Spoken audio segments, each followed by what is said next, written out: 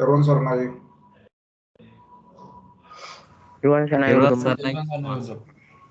Teruwan Saranai Gurutuma. Bagai untuk sore me terus sorry. Angkat heming me kata kerja henone. Ahana Gurutuma. කට්ටිය එකතු වෙන කතා චුට්ටක් බලන් ඉන්න ඕනේ ආයෙ අපි වැඩ පටන් ගමු මේ එතකොට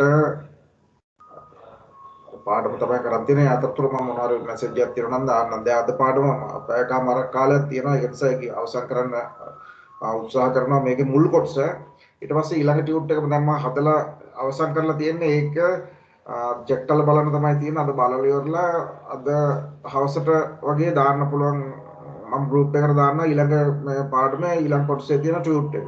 ඒකත් ඇවිල්ලා අනිවාර්යෙන්ම ෆොටෝකොපියක් ගන්න උත්සාහ කරන්න ඕනේ. දැන් ගොඩක් කට්ටියට ඉතර උනන්දුවක් දක්වන්න කොහොම හරි අමාරුවෙන් හරි ඒක ගන්න. එතකොට මේ ටිකේම අපි දැන් කරපු පාඩම් වල තියෙන ටියුට් ටික දැන් හරිනම් තියෙන්න ඕන ළඟ. එහෙම නොතිබුණොත් එහෙම දැන් ගැටලුවක් වෙනවා. මොකද පොතේ නැහැනේ සටහනක් නැතිව ඊට පස්සේ ඇවිල්ලා කිසිම ඒ ගැන සටහනකුත් නැතිව පාඩම කළේ නැහැ වගේ සමහරුන්ට ඊට පස්සේ. ඒක නිසා ටියුට් එක අනිවාර්යෙන් ගන්නකොට මට ඕන නම් කියන්න මම ඔක්කොම මේ පාඩම් ටික මුල් කොටස අවසන් වුණාට පස්සේ ආයෙ රට විවෘත කරලා ඉවරලා ඊට පස්සේ කමියුනිකේෂන් එක ඇරියට පස්සේ මම ඕනනම් ඒ ටික ඔක්කොම එකතු කරලා ඉවරලා එක දවසක දාන්නම්. ඊට පස්සේ තමන් ළඟ නැති ටියුට් ටික එකතු තමන්ට ගන්න පුළුවන්කම තියෙනවා එහෙම වුණාම. නැත්තම් එහෙම හරිද මොනවාරි සමහර පාඩම් වල ටියුට් නැත්තම් එහෙම කියන්නේ මම වෙනම දාන්නව වෙනම පස්සේ ගන්න ඕන එකක් ඇවිල්ලා දරුම් දෙන්න ගෲප් එකට දානවට වඩා එහෙම මට පෞද්ගලිකව දරුම් දුන්නොත් එහෙම ලබා දෙන්න පුළුවන් එහෙම පරණ පාඩම් වල ටියුට් එහෙම. දැන් 80 ගණක් වගේ සම්බන්ධලා තිනවා එහෙම අපිට පාඩම කරන්න පුළුවන්. දැන් මම ඇටෙන්ඩන්ස් ලිස්ට් එක ගන්න අන්තිම නිසා සමහරුන්ව අහුවෙන්නේ නැහැ මේ පාඩමට සහභාගී වෙලා හිටියද කියලා උන්ට. එතකොට එහෙම වුණාම ගැටලුවක් වෙනවා දැන් අපිට දැන් මම 10 100 එකේ ගත්තොත් එහෙම ගොල්ලන්ව දැන් මාක් කරගන්නත් ගැටලුවක් වෙනවා එහෙම වුණාම දැන් නම් හැමදාම සුපුරුදු නම් ටික තමයි තියෙන්නේ. අර මගේ අරන කීප දෙනෙක් අනිවාර්යයෙන්ම ඉන්නවා. අර විභාගෙ ලියලා තිබුණත් ගොඩක් දෙනෙක් ඇවිල්ලා අඩුවෙන් තමයි 100 එකෙත් ඇවිල්ලා දෙන්නෙක් දෙකෝ ඇවිල්ලා විභාගෙ ලියන්නේ නැතුව හිටියා. ඒ වගේම දැන් ෆෝන් අරගෙන ඉවරලා වෙන අනවශ්‍ය දේවල් වලට පාවිච්චි කරනවාද කියන ඉඟිත් අපිට හැමෙන් ලැබෙනවා දැන් ඒක නිසා ඒවත් ඔක්කොම සාක්ෂි තියාගෙන ඉන්න මොනවා කරොත් එහෙම අපිට ඉදිරිපත් කිරීම සඳහා ඒක නිසා මේ ෆෝන් එකේදී අධ්‍යාපන කටයුතු සඳහා භාවිතා කරන්න ඕනේ එළ වයසට ගැළපෙන විදිහට ඒ කටයුතු කරලා ඉවර නැත්නම් එළ දැන් මේ හදිස්සියේ දෙමව්පියන්ට වයසුවත් එහෙමයිලා ටිකක් ගැටලු වෙන්න පුළුවන් ගෙවල් වල ඉන්න හන්දා ඒක නිසා මේ අපි ඒවා ඉස්කෝලේ පටන් ගත්තාම ඒවා පිළිබඳව එළ සෝදිසි කරලා බලන්න පුළුවන් එහෙලා වෙනම මම දැනුවත් කිරීමක් එහෙලා කරන්න ඕනේ යට කරන්නම් එළලා ඒක නිසා එළ මම කියන දේවල් තේරෙන්නේ නැහැ කියලා ෆෝන් එක පාවිච්චි කරලා වැඩ කටයුතු කරනකොට එළ වයසට ගැළපෙන ආකාරයේ දේවල් වලට තමයි පාවිච්චි කරන්න ඕනේ.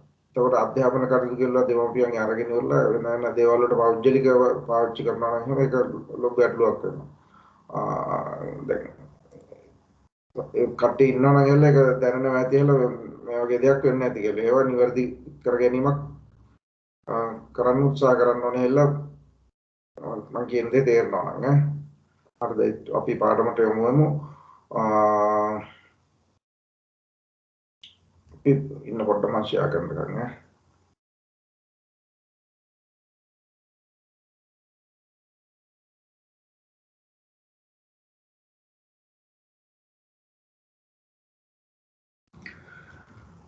මේ පාඩම කොටස තමයි අපි කළේ එතකොට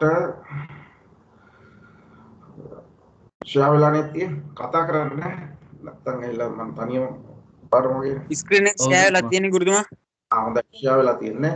මම මුල කොටස දැන් ආයේ මම විස්තර කරන්න යන්නේ නැහැ. දැන් කාලය ගත වෙන හන්ද ඔයගලන්ට හොඳට මතක ඇති අපි කතා කරේ මේ ශාකවල ප්‍රජනනය අලිංගික ප්‍රජනනය මුලින්ම කතා කරා. ඊට පස්සේ ශාකවල ලිංගික ප්‍රජනනය ආරම්භ කළා. පුෂ්පය තමයි ලිංගික ප්‍රජනක අවයවයේ විදිහට ක්‍රියා කරන්න කියලා උරලා කිව්වා.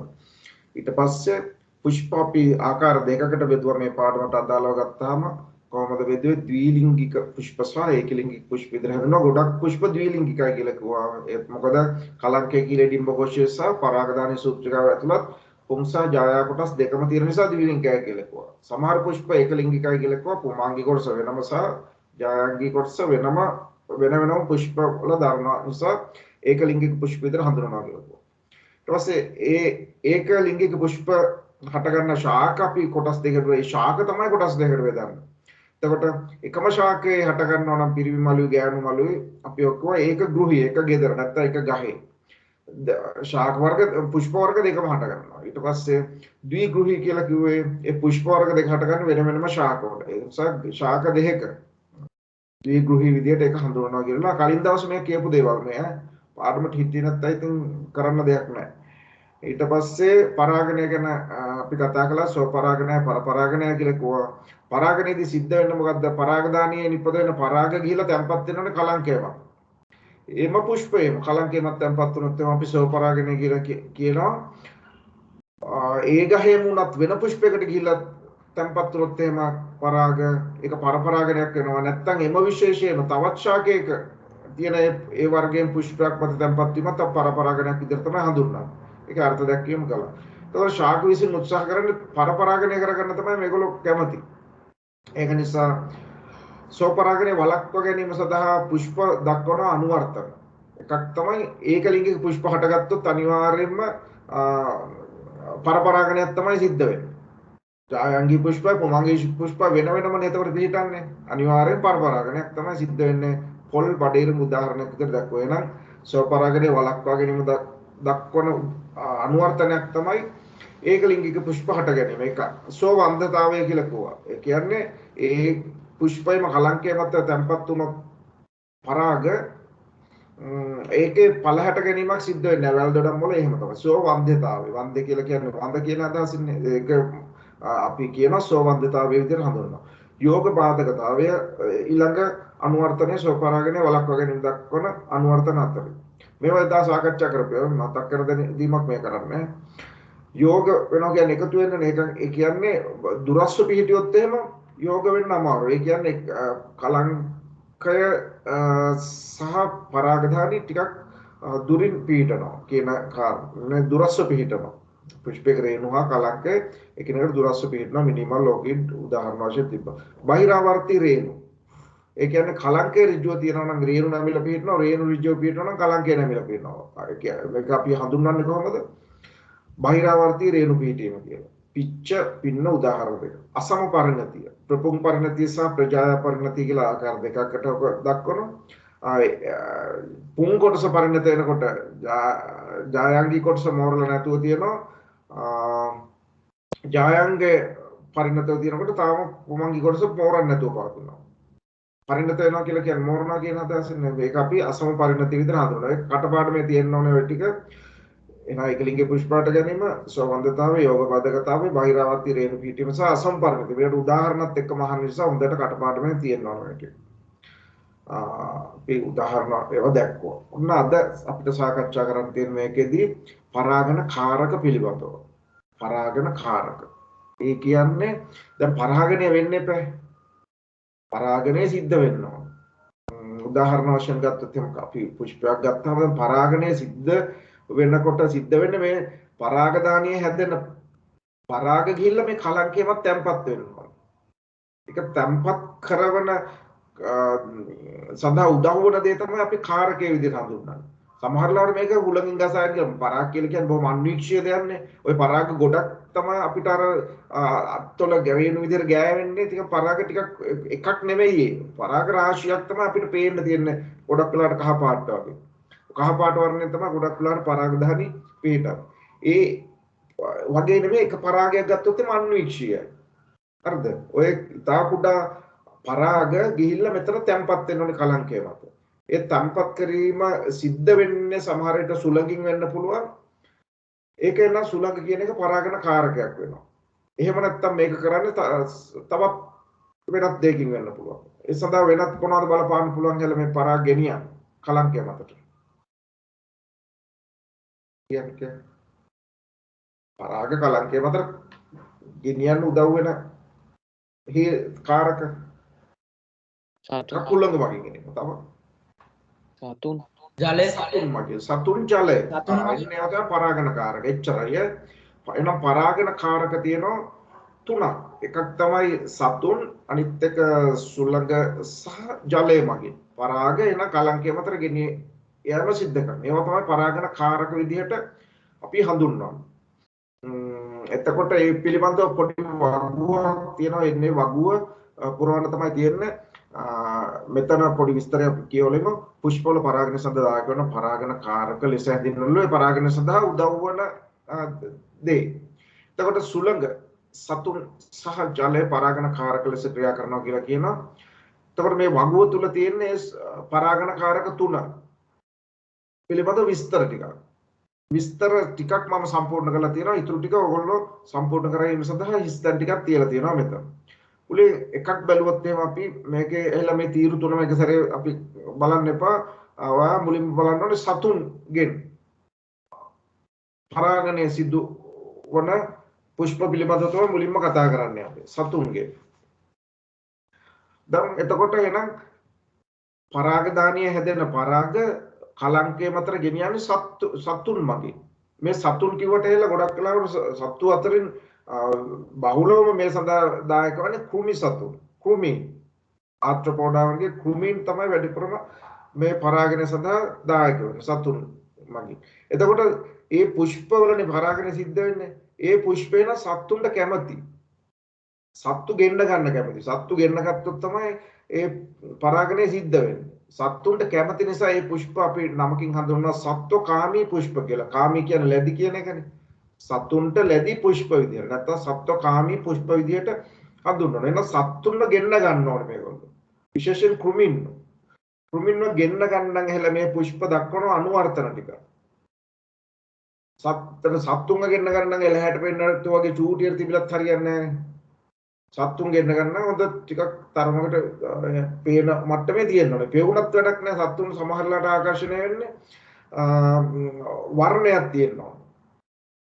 එතකොට ඒ සඳහා හොඳ වර්ණවත් පුෂ්ප ධර්මවත් ආකර්ෂණය වෙනව නේද? සුවඳටත් ආකර්ෂණය. එහෙනම් එහෙල මේ සත්තුන් ආකර්ෂණය කරන නැත්නම් සත්වකාමී පුෂ්පවල නැත්නම් එහෙම නැත්නම් සතුන් මගින් පරාගණය සිද්ධ වෙන පුෂ්පවල ඔන්න අනුවර්තන දැන් කීපයක් කියවුණා. එකක් තමයි සුවඳවත් වීම කියන්නේ. පුෂ්ප බොහොම සුවඳවත්. ඒ වගේම පුෂ්ප විශාලයි. විශාලයි කියන්නේ ගොඩාක් විශාලව නෙවෙයි. කුමින්ට එහෙල පේන මට්ටමේ තියෙන්න ඕනේ. එහෙල ඉතා කුඩා විදියට දැන් එහෙල අපි තනකොළවල පුෂ්පයක් ගත්තොත් එහෙම තෘණ ශාකයක් ගත්තොත් එහෙම මේ වැඩි පේන්නේත් නෑ. පුෂ්ප මංජරිය පේනවා. තනි පුෂ්පයක් ගත්තොත් එහෙම ඉතා කුඩායි. ඒතකොට එහෙමනේ මේ සාමාන්‍යයෙන් සතුන් මගින් පරාගණය සිද්ධ වෙනවා නම් එහෙල සුවඳයි විශාලයි. ඒ වගේම වර්ණවත් වෙනවා. සතුන් ආකර්ෂණය වෙන වර්ණ සහිතයි. සත්තු වෙන්නේ නිකම්ම මේ පරාගණය කරලා යන්න දීලා යන්න නෙවෙයිනේ. සත්තු වෙන්නේ කෘමීන් වෙන්නේ පැණි උරාගෙන කොට. ඒගොල්ලන්ටත් වාසියක් තියෙනවා. නැතු මල බලලා යන්න එනව නෙවෙයිනේ. එන්නේ පැණි උරාගෙන. පැණි කියලා කියන්නේ මදුනේ. එහෙනම් මදු පිරිච්ච කෝෂ පිහිටලා තියෙනවා මේ පුෂ්පවල. එතකොට ඒ උරා බොන්න සතා ආවට පස්සේ කෘමිය ආවහම කලංකය නෙවෙයි මොකද්ද පරාගධානිය ගෑවෙනවනේ. පරාගධානිය මත තියෙන පරාගය ඇඟේ ගෑවෙනවා. ඒක තැවරෙනවා. එතකොට ඒ ආකාරයට දැන් පැණි උරා බොන්න එනවා. එනම් මදු කෝෂ පිහිටනවා කියලා කියනවා. ඒතර පරාගය ඇඟේ ඇලෙන්න ඕනේ. එතකොට ඇලීම සඳහා පරාගය ඇලෙන සුළු වෙන්න ඕනේ මේ පුෂ්පවල. පරාගය ඇලෙන සුළුයි. ඇඟේ ඇලෙනවා. දැන් ඒ විදිහට. ඒ වගේම කලංකයත් ඇලෙන සුළු වෙන්න ඕනේ. ගිහිල්ලා තවත් ඒ වගේ පුෂ්පයක් මත වැහුවට පස්සේ ඒකෙත් කලංකය මතන ගෑවෙන්න ඕනේ. කලංකයත් ඇලෙන සුළු වෙනවා. එතකොට මීමැස්සෙක් කියලා හිතන්න මීමැස්සගේ පැණි බොන්න ගිහිල්ලා එකමලක වැවුවාම ඒ පුෂ්පයේ තියෙන පරාග ටික ඇඟේ තවරනවා. ඊට පස්සේ යා ගිහිල්ලා අනිත් පුෂ්පයේ කලංකය මත ගෑවුනාට පස්සේ ඒකෙත් පැණි උරා බොන්න ගියාම අන්න කලංකය මත තවරනවා. එතකොට ඇලෙන්නේ නැති වුණොත් එහෙම නිකන් ඒල උලඟේ විසිරලා යන්න පුළුවන්. එහෙනම් පරාගත් ඇලෙනවා. ගුරුතුමා කලංකයත් ඇලෙනවා. ඔව්. මේ ඒ වර්ගයේ මලකමත් තැවරෙන්න ඕනේ. ඔව් දැන් එහෙලා ඒ දැන් මීමැස්ස ගත්තාම දැන් එක එක වර්ගවල මල් වලට වහනවා තමයි. ඒ වුණත් ඒ පරාග ගිහිලා දැන්පත් වෙන්න ඕනේ ඒ වර්ගයේම. වර්ගය කියන්නේ නැහැ දැන් අපි කියන්නේ එකම විශේෂය කියලා. ඒ විශේෂයම පුෂ්පයක් වෙන්න ඕන. හරිද? දැන් ඒ අනිත් එහෙම ගිහිලා දැන්පත් වුණාට එහෙලා එතනින් පරාගණය වීමක් සිද්ධ වෙන්නේ නැහැ මොනවා. ඒක ඒ පරාගය විනාශ වෙලා යනවා. එතන ඇවිල්ලා එතන තවදුරටත් වර්ධනයක් වෙන්නේ නැහැ. හරිද? එතකොට ඒ ගුරුතුමා කෘමි සතත් ඇලෙන සුළු වෙන්න ඕන නේද? මොකද්ද? කෘමි සතාගේ ඇඟත් ඇලෙන සුළු වෙන්න ඕන නේද? කෘමි සතාගේ ඇඟෙත් ඇවිල්ලා දැන් අපි මෙතන ඇඟත් ඇලෙනවා නම් තවත් හොඳයි.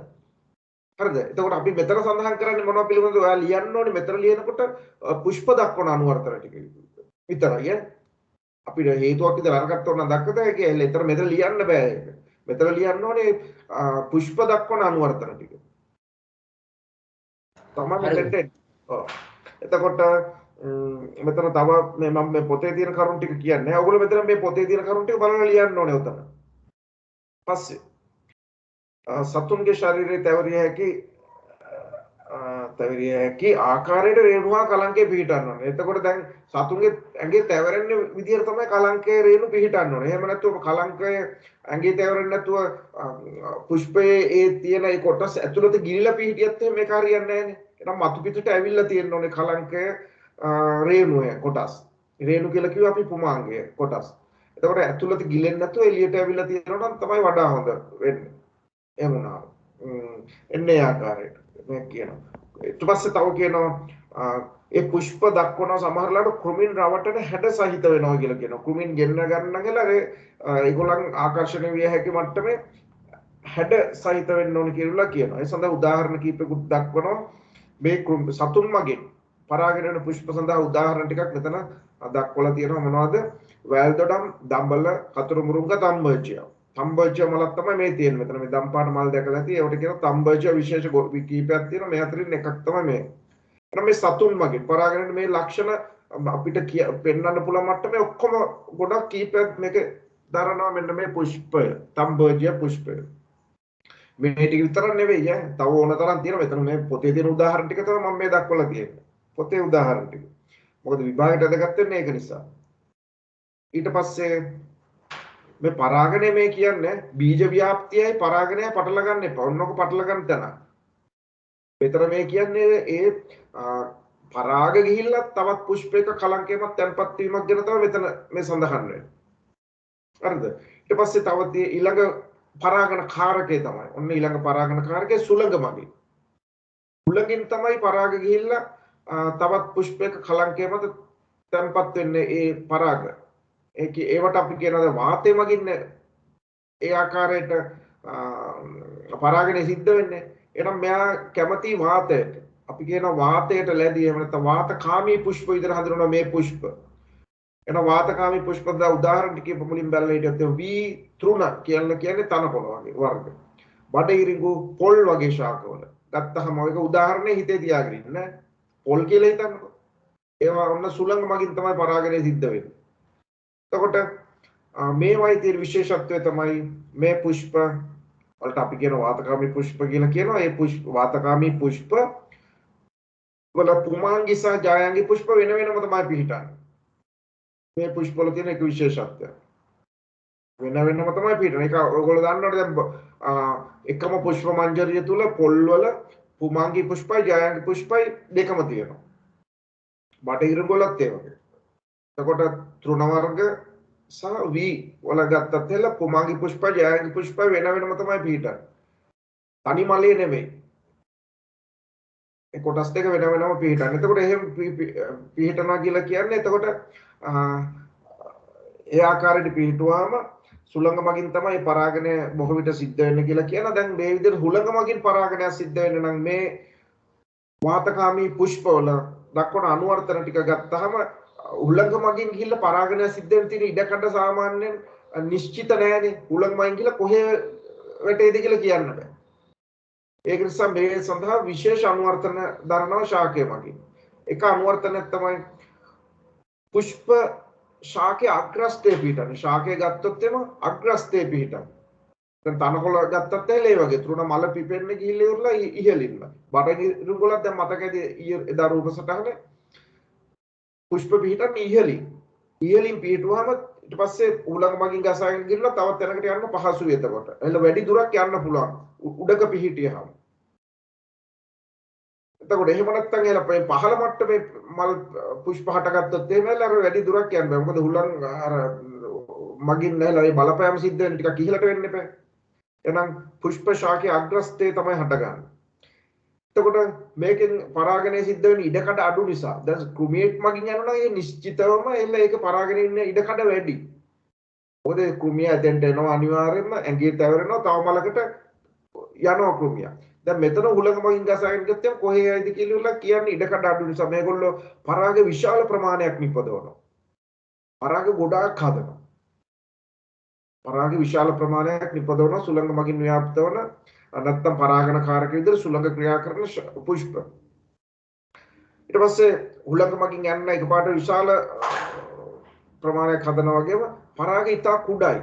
දැන් විශාලව පිහිටියත් එහෙම බර වැඩි වුණොත් එහෙම මේකේ. එකපාරට බිමට ඉක්මනට වැටෙලා යනවා. ඒක නිසා සැහැල්ලු වෙනවා වගේම කුඩායි පරාග. පරාග ඉතා කුඩායි සැහැල්ලුයි. දැන් මේක අල්ල ගන්න නම් හෙල්ල පුෂ්පයේ තියෙන ජායංගේ අනුවර්තනේ පිහිටනවා. එතකොට මේක සමහර ගොඩක් වෙලාවට ජායංගේ තියෙන කලංකේ අතු බෙදිලා පිහිටනවා. එතකොට අතු බෙදිලා පිහිටියොත් එම කලංකේ අතු කිහිපයකට බෙදිලා තියෙනකොට හෙල්ල පරාග ඕඩ තැනක යම්කිසි වට ප්‍රමාණය සහිත ප්‍රමාණය වැඩි වුණාට පස්සේ අර නිශ්චිත තනි කලංකයක් තියෙනවට වඩා කලංකේ අතු බෙදලා පිහිටියොත් එම පරාග අල්ල ගැනීම පහසු වෙනවා. ඒක නිසා අපි කියන අතු බෙදුණු කලංක පිහිටනවා කියලා කියනවා. මේවා සාමාන්‍ය මම ඉස්සෙල්ලත් කිව්වා පුෂ්ප මංජරී වශයෙන් තමයි පිහිටන. මංජරියක් කියලා කියේ මල් පොකුරක් විදිහට. ඒතර පොල් වලත් එහෙමයි, ත්‍රොණ වලත් එහෙමයි, වී වල ඔක්කොම පුෂ්ප මංජරියක්. අපි වද මලක් ගත්තොත් එimhe මංජරියක් විදිහට නෙමෙයි තනි මල් නෙපිපෙන්නේ. ඒ ආකාරයට. ඒ ටික තමයි තියෙන්නේ ඔයගලන්ට මේ දැන ගැනීම සඳහා ඕවත් ඇල බහුවර ප්‍රශ්න වලට එම් නිතර අහනවා. දැන් මේ දෙක වෙනස දැනෙන්නේ නැති අනුවර්තන දෙකේ සතුන් සහ සුළඟ මගින් කියන ආකාර දෙකේ. තව එකක් තියෙනවා ජලය මගින් ඒ සඳහා අනුවර්තන ලියනවට වඩා මෙතන පොඩි විස්තරයක් තමයි තියෙන්නේ. ඒක නිසා මම මේ විස්තරය සම්පූර්ණ කරලා තියනවා ඒක. ජලය මගිනුත් පරාගණය වෙනවා. මේ ජලය මගින් පරාගණය වෙනවා කියලා කියන්නේ ජලය මගින් ව්‍යාප්ත බීජයක් ව්‍යාප්ත වෙනවා කියන අදහසින් නෙමෙයි. උන්නක විතර ළමයි පටල ගන්න එක. මේ ජලය මගින් පරාගණය වීම සිදු වෙන්නේ. එතකොට එහෙනම් ඒ සඳහා දක්වන අනුවර්තන දක්වන ශාක අපි ජලකාමී පුෂ්ප විදියට හඳුන්වනවා. ජලකාමී පුෂ්ප කියලා කියනවා. මේවත් බොහෝ විට කුමාංගී පුෂ්පයි ජායාංගී පුෂ්පයි වෙන වෙනම තමයි පිහිටන්නේ. එතකොට මේකෙදි දැන් උදාහරණයක් විදිහට තියෙනවා වැලිස්නේරියා. ඔන්න ජලය මගින් ව්‍යාප්ත වන නෙවෙයි මටත් කියුනේ ඒ වචන. ගුරුතුමා උදාහරණයක නිල්මාන මල ගන්න බෑද? කියන්නේ නිල්මානිල් ගන්න බෑද උදාහරණයක් ලෙස විදියට? දැන් මහනෙල් වල ගත්තාම ඉල්ල දැන් එතන පරාගණය සිදු වෙන්නේ කවුරු මගින්ද කියන එකයි මෙතන වැදගත් වෙන්නේ. හරිද? දැන් ඇයිලා මහනෙල් මල ගත්තාම කොහෙද හටගන්නේ? මඩේ පිපුණුනාට ජලයෙන් උඩට ඇවිල්ලා මල හටගන්න ජලයෙන් ඉහළට පිහිටන්නේ. එතකොට මල පිපෙනවා. පුෂ්පේ හට ගන්නවා. එයාගේ පරාග දාහනේ කලංකය ඒ කොටස් ටික තියෙනවා. එතකොට එයාගේ පරාග ටික ජලයට ගිහිල්ලා ජලයේ දිගේ ගිහිල්ලා ආයේ තව මලකට යන්න ඉඩකඩ නැහැනේ. අර දෙකේල ක්‍රමින් මගින් තමයි මේ විදියට ව්‍යාප්ත වෙන්නේ මහනෙල් වර්ගවල. ඒ වගේ ජලජ ශාකවල. මෙතන ඒ වගේ දෙයක් නෙමෙයි සිද්ධ වෙන්නේ. හරිද? මෙතන මේ ශාකයේ පිහිටන්නේ ජලය තුල. වැලිස්ටේරියා තමයි උදාහරණ හැටියට තියෙන්නේ. ගුරුතුමා ඔව්. ගුරුතුමා නිල්මානෙල් වගේ ඉතින් පරාගණය වුණාට පළ දරන්නේ නැහැ. පළ හට ගන්නවනේ. මම පෙන්නන්නම් එල ඊට පස්සේ එල පළ බීජ ව්‍යාප්තිය කොටසක් තියෙනවා මේක. මම ඒ ඵලේ වට එල බලා ගන්න ලැබෙයි. ටියුට් එක තියෙනවා නම් දැන් බලත් එක ගිහලා අර පළහ බීජ ව්‍යාප්තිය කියන කොටසදී. ඵලයක් කියලා අපිට අර පොල් ගෙඩියක් වගේ පේන්නේ. ඒ වගේ එල ඵල කොටසක් හට ගන්නවා ඒකේ. ඒක බලන්න. ඔව්. ගුරුදා නෙළුම් වගේ ඵලයක්ද ඒකේ හටගන්නේ නෙළුම් ඇට වගේ ඔව් ඔව් මං ඉන්න දැන් පෙන්නලා වෙන්නේ නැත්තම් ඔක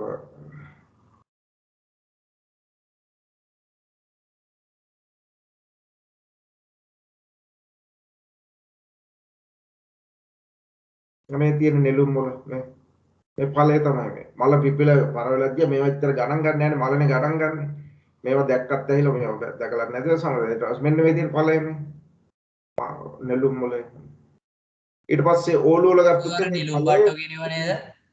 මොකද්ද? අර නෙළුම් බට්ටෝ කියනව නේද? එහෙම කියනවා ඉතින් සමහරට ගම් වල. ඊට පස්සේ මේකේ බීජයක් ගත්තොත් එම් බීජයට කවචක් පිටිනවා. ඒක දැන් ඊටංග කොටස ගිහිල්ලා අපිට කතා කරතයි කිය. දැන් මෙතන ඊට වඩා වෙනස් තත්ත්වයක්. මේ පරාගණය ගැන තමයි අපි කතා කරන්නේ. කොහෙද? ඉන්නේ චුට්ටක් ඉන්න. ඔතේට වැටිගෙන. මේ පාඩම් මේ කොටස් ටිකක් පැටලෙන ස්වභාවයක් තියෙනවා. හරි ඕන ප්‍රශ්න අහන්න. එතකොට තමයි අපිට විසඳ ගන්න පුළුවන්. ඒවත් උඩ මතක හිටින්නේ එහෙම තමයි මම ප්‍රශ්න ගැටලුවක් මතුනොත් තේරෙනවා. දැන් පරාගණය සහ පලහ බීජ වියක්තිය මේ ඔක්කොම අනිවාර්යයෙන් මේ පටල ගන්න ප්‍රශ්නයක් දුන්නා. මෙතන අපි කතා කරන්නේ මේ පරාගණය. ඒ කියන්නේ මේ කුඩා පරාගයක් ගිහිලා තවත් පුෂ්පයක කලංකයමත් තැන්පත් වීමේ ක්‍රියාවලිය සිද්ධ වෙන්නේ කොහොමද කියලා තමයි පරාගණයේදී කතා කරන්නේ අපි. එතකොට සතුන් මගින් මේ දේ සිද්ධ වෙනවා. සුළඟ මගින් සිද්ධ වෙනවා ජලය මගිනුත් සිද්ධ වෙනවා වැලිස්ටේරියා උදාහරණයට හැටියට අරගෙන තියෙනවා මේ මෙතන තියෙන පින්තූරය එච්චර පැහැදිලි නොවෙන්න පුළුවන් මෙතන වෙන්නේ දැන් මේකේ පුමාංගි ශාක හට ගන්න පුමාංගි පුෂ්ප හට ගන්න ශාක සහ ජායංගි පුෂ්ප හට ගන්න ශාක වෙන වෙනම තියෙනවා මේ ද්විගෘහී කියලා දැන් ඔයාලට කියත හැකිනේ ගෙවල් දෙකකට නැත්නම් ශාක දෙකකනේ පුමාංගි පුෂ්ප එකක ශාකයක ජායංගි පුෂ්ප තවත් ශාකයක හට ගන්න. එතකොට මෙතන කියනවා මේ විස්තරය තුල පේනව නේද ඔයගොල්ලන්ට?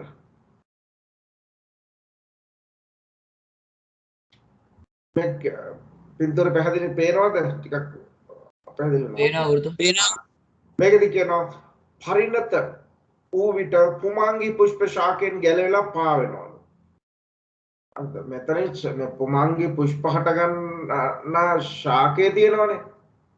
එතකොට ඒකෙන් පුමාංගි පුෂ්ප ටික ගැලවිලා පා වෙනවා. පා වෙනවා කියලා කියන්නේ මෙතන පරාගත් ඇල්ල මේ තුල පා වෙනවා ඇල්ල වෙනනම් මේකත් එක්කම ඒ පුෂ්ප කොටස් මේ දැන් ඒ අසලම තියෙනවනේ තව ජායංගි පුෂ්ප හට ගන්න ශාකත් ඒවයි ජායංගි පුෂ්ප හටගෙන තියෙනවනේ. එතකොට ජලය මත දිහලා පරාග විසිරලා ගියාට පස්සේ ඒ ගිහිල්ලා ජායංගි පුෂ්පේ කලංකේ මත තැම්පත් වෙනවා. ජලය මගින් තමයි පරාගණය සිද්ධ වෙන්නේ ගිහිල්ලා. එතන ජලය තමයි පරාගණ කාරකය උනේ. කාගේද වැලිස්ටේරියා වල. ඔන්න එක උදාහරණයක් ඔයගොල්ලන් පොතේ දාලා තියෙන වැලිස්ටේරියා තමයි උදාහරණ හැටියට. වැලිස්ටේරියා විශේෂත්වය ගොඩක් තියෙනවා. අර මාළු ටැංකිය වලට දාන්නේ මාළු ගස් මාළු ටැංකිය වලට දාන මේවා හැඩයට තියෙන ශාක වර්ග තියෙන ඒවා තමයි වැලිස්ටේරියා කියලා කියන්නේ. ශාක. ගුරුතුමා එයාගේ මල් පිපෙන්නේ නැහැ නේ. ඒක මල් පිපෙනකන් ඇහිලා බෝරනකන් තියන්නේ නැහනේ. ගොඩක් වෙලාවට ඒකට දැන් ඇහිලා අපි සමහර වෙලාවට මල් පිපෙන්න අවශ්‍ය කරන්නේ පරිසරයේ ස්වභාවිකව තියෙන්න ඕනේ. මාළු ටැංකියේ ඉතින් ඒ යම්කිසි කෘත්‍රිම ස්වභාවයක් තියෙන නිසා ඒක පරිණත වීමක් සිද්ධ වෙන්නේ නැතුව ඇති සමහර වෙලාවට. එහෙම නැත්නම් සමහර ඒ මාළු ටැංකිය වලට භාවිතා කරන වැලිස්නේරියා විශේෂවල ඒ හැකියාව අඩු වෙන්නත් පුළුවන්. විවිධ හේතු තියෙන්න පුළුවන්. එතකොට ඔක ස්වභාවික පරිසරයේ තිබුණත් එහෙම පුෂ්ප හට ගන්නවා. ගුරුතුමා මලක් කෙලිවරලා අපි බලාපොරොත්තු වෙන විදිය මලක්ම නොවෙන්න පුළුවන් මේ මෙතන මෙන්න පුෂ්පයෙන් හැටි දාලා තියෙන මේ පින්තූරේ. ඔව් අහන්න ප්‍රශ්න. ගුරුතුමා වැලිස්නේරියා කියන්නේ හයිඩ්‍රිල්ලා වගේද? හයිඩ්‍රිල්ලාට වෙනස්. හයිඩ්‍රිල්ලා වල පොඩි පොඩි පච්චකා වගේ තියෙනවනේ. මෙතන මේ තනකොළ ගස් වගේ තියෙන්නේ මාළු ටැංකිය වලට දාන ඒවා. හයිඩ්‍රිල්ලා වෙනම ශාකයක්. හයිඩ්‍රිල්ලා වල උස මෙහෙම දඬු කොටසක් වගේ තියෙනවා කඳ කොටසක් ව්‍යාජ කඳ වගේ කඳකුත් තියෙනවා හයිඩ්‍රිල්ලා වල. කඳේ පොඩි පොඩි පත්‍රිකා කොටස් තියෙන හයිඩ්‍රිල්ලා ශාකයේ. එහෙමනේ. ඔව් ගුරුතුමා. ගුරුතුමා මෙතන වැලිස්ටේරියා වෙනස්. මේ තනකොළ ගහක් වගේ නිකන්. ඔව්. දැන් අපි මේ මොනවද කතා ඔව් අහන්න ප්‍රශ්න තියෙනවා අහන්න. ගුරුතුමා එතකොට මේ වැලිස්නේරියා වල මල උඩට ඇවිල්ලා තියෙනවා තොරේ. වැලිස්ටේරියා වල මල කියලා කියන්නේ දැන් මේකේ මල් වර්ග දෙකක් තියෙනවනේ.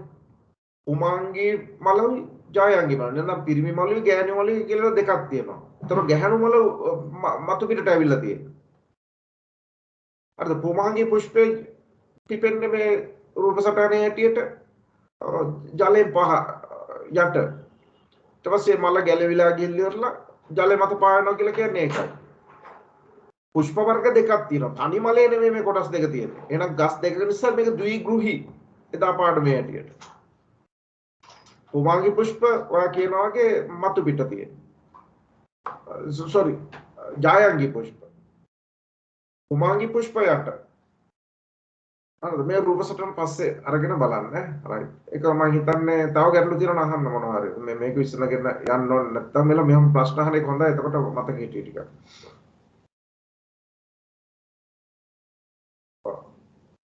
ඔය සම්බන්ධ වෙලාම ඉන්නේ වෙන වෙන වැඩ කරන්න එපා මේක ඔන් කරලා ගිහිල්ලා ඔහොමත් එහෙලා වෙන්න පුළුවන් සමහර විට දැන් මට පේන හැටියට.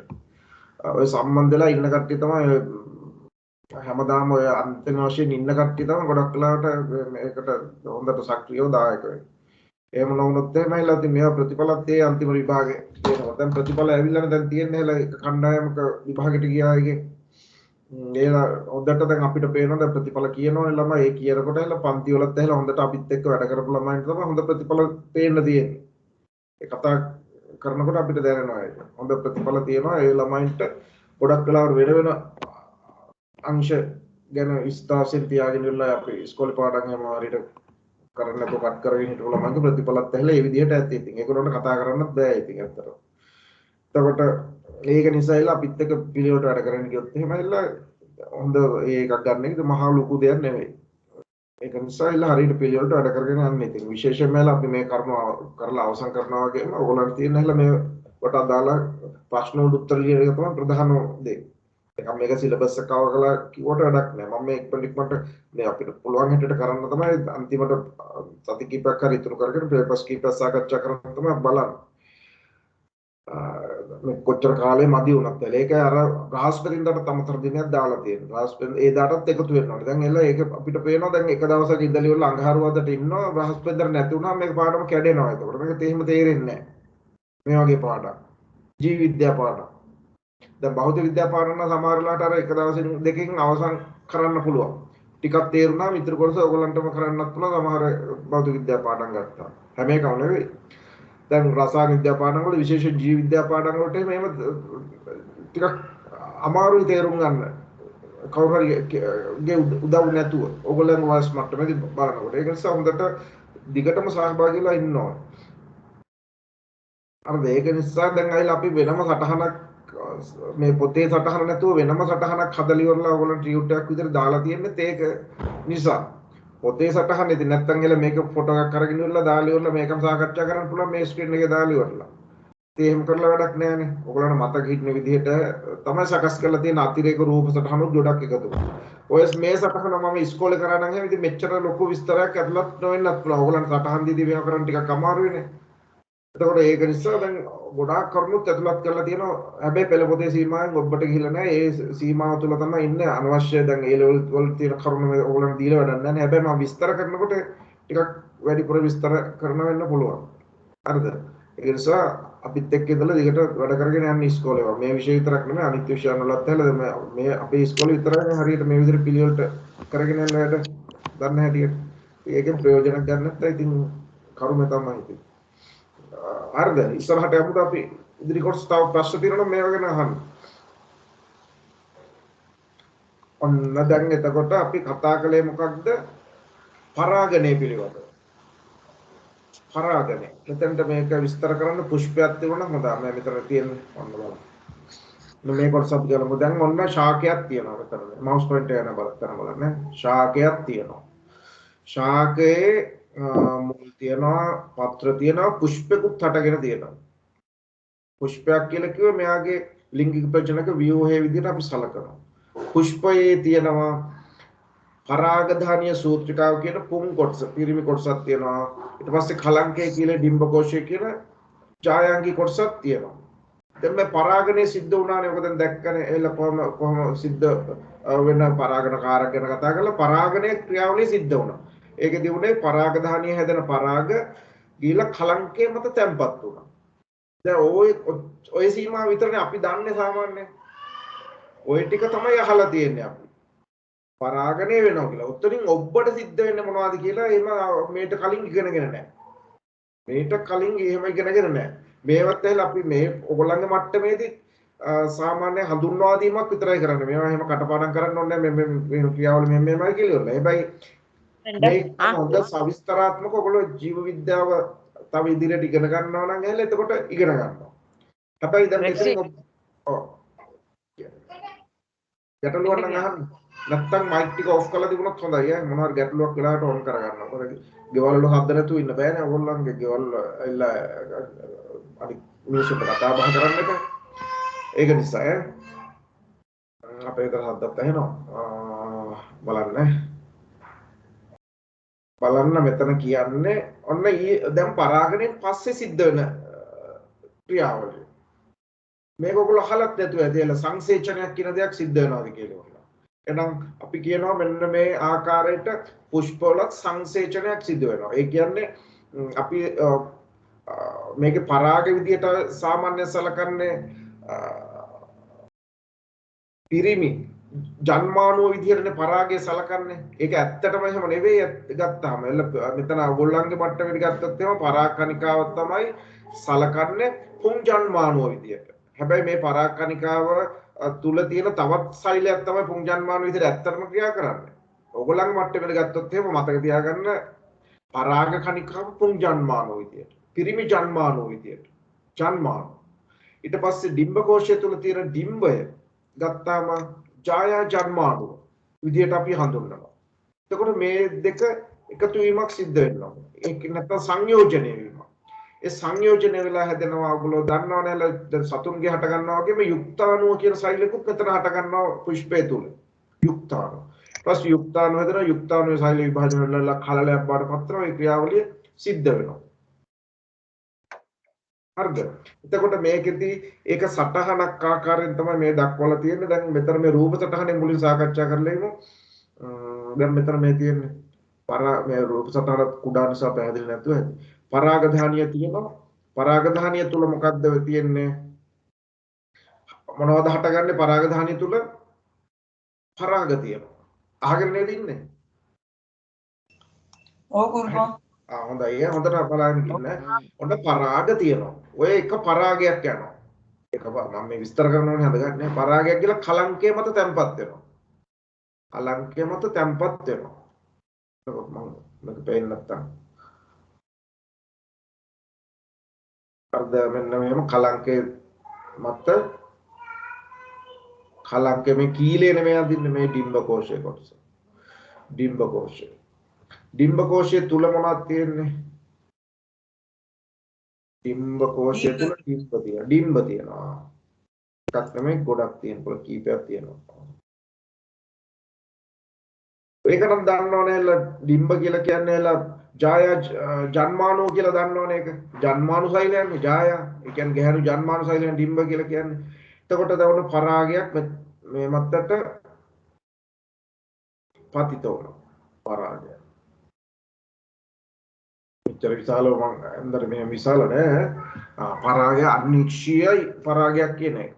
මේ අනික්ෂීය ක්‍රියාවලිය. ඊට පස්සේ මොකද සිද්ධ වෙන්නේ මේකේ තුල සෛලයක් නේ පරාග කණිකාව කියලා කියන්නේ ඒක සෛලයක්. සෛලයක් නම් මේක නැස්ටියක් එහෙමත් තියෙනවා. නැස්ටියක් තියෙන සෛලයක්. මෙහෙම දැන් පරාගණයනේ දැන් මේ සිද්ධ වෙලා තියෙන්නේ. ඊට පස්සේ මේ කලංකය මත තියෙන ඒ ස්වභාවය නිසා මේ මත පැලවෙනවා කියලා අපි කියනවා. මේ පරාගයේ කලංකය මත පැලවෙනවා. හරිද? මේ ආකාරයට මම හිතන්නේ විස්තර කළා නැත්නම් මේ මම බලන්නේ මේ ඔල මට්ටමට වැඩිද කියලා ඉවරලා. මෙහෙම තියෙනවා. ඒ කියන්නේ කලංකේ මත තැම්පත් වෙලා මෙතන සීනි ස්වභාවයක් තියෙන නිසා. ඒ කියන්නේ මෙතන හොඳට පෝෂී ස්වභාවයක් තියෙන නිසා මේ මත පැලවෙනවා. ප්‍රරෝහණය වෙනවා. පැලවෙනවා කියන්නේ ප්‍රරෝහණය වෙනවා. ඊට පස්සේ මෙතන කීලය තියෙනවානේ මේ තුලින්. ඊට පස්සේ මේ කීලය තුලින් මෙයා මෙහෙම ගමන් කරනවා එතකොට. මුලක් වගේ එකක් හට ගන්නවා. මේ ආකාරයට. මම මේ තනි ඉරක් විදිහට යන්නම් ඊට පස්සේ ඔන්න මේ ආකාරයට මෙහෙම වර්ධන මේ යන අතරතුර මං කිව්වේ දැන් න්‍යෂ්ටියක් තියෙනවා කියලා. මේ න්‍යෂ්ටියේ න්‍යෂ්ටි සංඛ්‍යාව වැඩි කරගන්නවා. එහෙම දෙයක්වත් සිද්ධ නැහැ. මෙතන එහෙමත් බලන්නේ ඔන්න ඔතන එකක් තමයි ඇත්තරම ගත්තොත් එහෙම පුංජන්මාන විදිහට ක්‍රියා කරන්නේ. මේ න්‍යෂ්ටි වලින්. දැන් ඒ වුණාට ඕගොල්ලෝ මට්ටමේදී මෙන්න පරාග කණිකාව තමයි පුංජන්මාන විදිහට ක්‍රියා කරන්නේ කියලා ඕගොල්ලෝ ඉගෙන ගන්න. ඒ වුණාට ඇත්තම තත්ත්වය ගත්තොත් මෙතන තියෙන එක නැස්ටියක් තමයි පුංජන්මාන. එතන ශුක්‍රාණු සෛලය විදිහට අපි හඳුන්වන්නේ මෙතනින් එක සෛලයක්. එක නැස්ටියක්. හරිද? එතකොට ඔහොම යනවා. ඒක වැඩක් නැහැ. එහෙනම් මෙතන පරාග කණිකාව පුංජන්මාන විදිහට ක්‍රියා කරනවා. මේක වැඩෙනවා. දැන් මෙයා මොකක් හොයන්න යන්නේ? ඩිම්බ සෛලය හොයාගෙන. එතන ඩිම්බ ගොඩකුත් තියෙනවනේ මෙතන. මෙහෙම ගිහිල්ලා කිය යන්න තියෙන මාර්ගයක් තියෙනවනේ. මාර්ගය ගත්තොත් වටේන් ගිහිල්ලා තමයි මෙහෙම යනවා කියලා කියන්නේ. මෙන්න පරාග නාලයක් මේ හදන්නේ. ගිහිල්ලා ඉවරලා මෙහෙම ඒ න්‍යෂ්ටියේ ඩිම්බ සෛලයේ තියෙන න්‍යෂ්ටිය සහිත ඒ සෛලයට මේ න්‍යෂ්ටිය ඇතුල් වෙනවා. එතකොට දැන් ඩිම්බ සෛලයේ න්‍යෂ්ටියේ තියෙන වර්ණදේ ගාන මේකේ තියෙන වර්ණදේ ගානේ භාගයයි තියෙන්නේ කියලා දන්නවනේ. ඌණ විභජනයෙන් ලක් වෙලා ඩිම්බ සෛලය හැදලා තියෙන්නේ. ඒක දන්නවනේ. සෛල විභජන දිගරෙන් තියෙනවනේ. මේ කියන කතාව තේරෙනවද? සාමාන්‍ය ජන්මාණු සෛලයක තියෙන දේහ සෛලයක තියෙන වර්ණදේ ගානේ භාගයයි කියලා. ජන්මාණු සෛලයක භාගෙට තියෙන. දැන් මම මෙච්චර කියලා දැන් පොඩ්ඩක් එහෙමයි කියලා කියන්න ඔව් කියලා. තේරුම් නැත්නම් තේරුම් නැහැ කියලා කියන්නේ.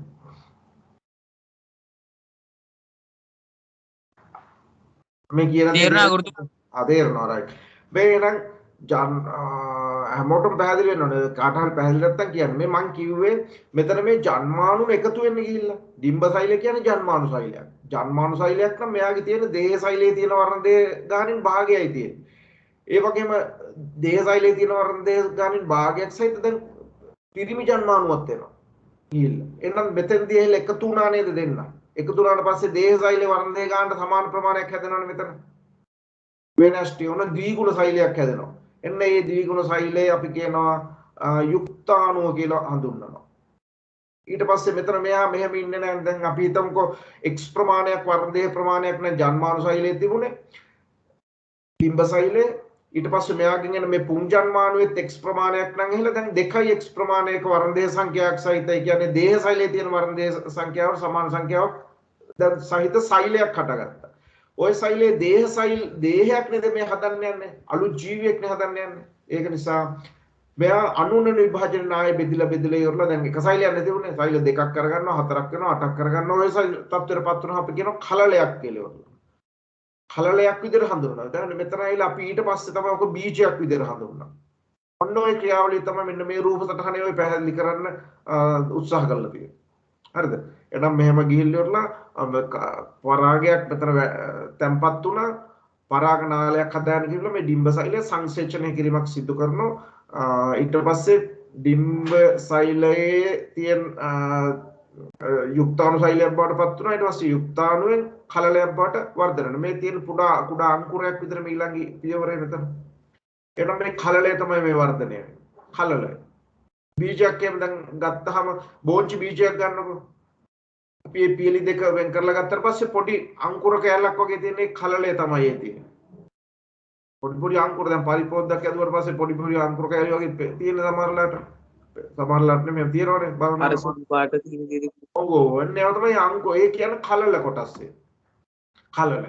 ඊට පස්සේ මේ අමතර කොටස් තමයි අපි හඳුන්වන්නේ. ඒක බීජ පත්‍ර තියෙනවා. ඊට අමතර බීජ වටා තියෙන බීජ ආවරණ තියෙනවා. ඒ කොටස් ටික වෙනම තියෙනවා. දැන් එහෙනම් මේ බීජයක් නෙමෙයි හැදීගෙන යන්නේ.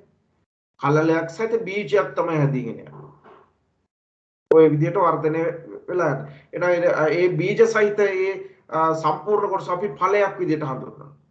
ඒ ඵලයේ තුල තියෙන බීජය ආය පසට වටනට පස්සේ එකෙන් අලුත් ඵලයක් හට ගැනීම සිද්ධ වෙනවා. නව ශාකයෙන් මේ චක්‍රයක් මගින් දක්වලා තියෙන්නේ ඒක.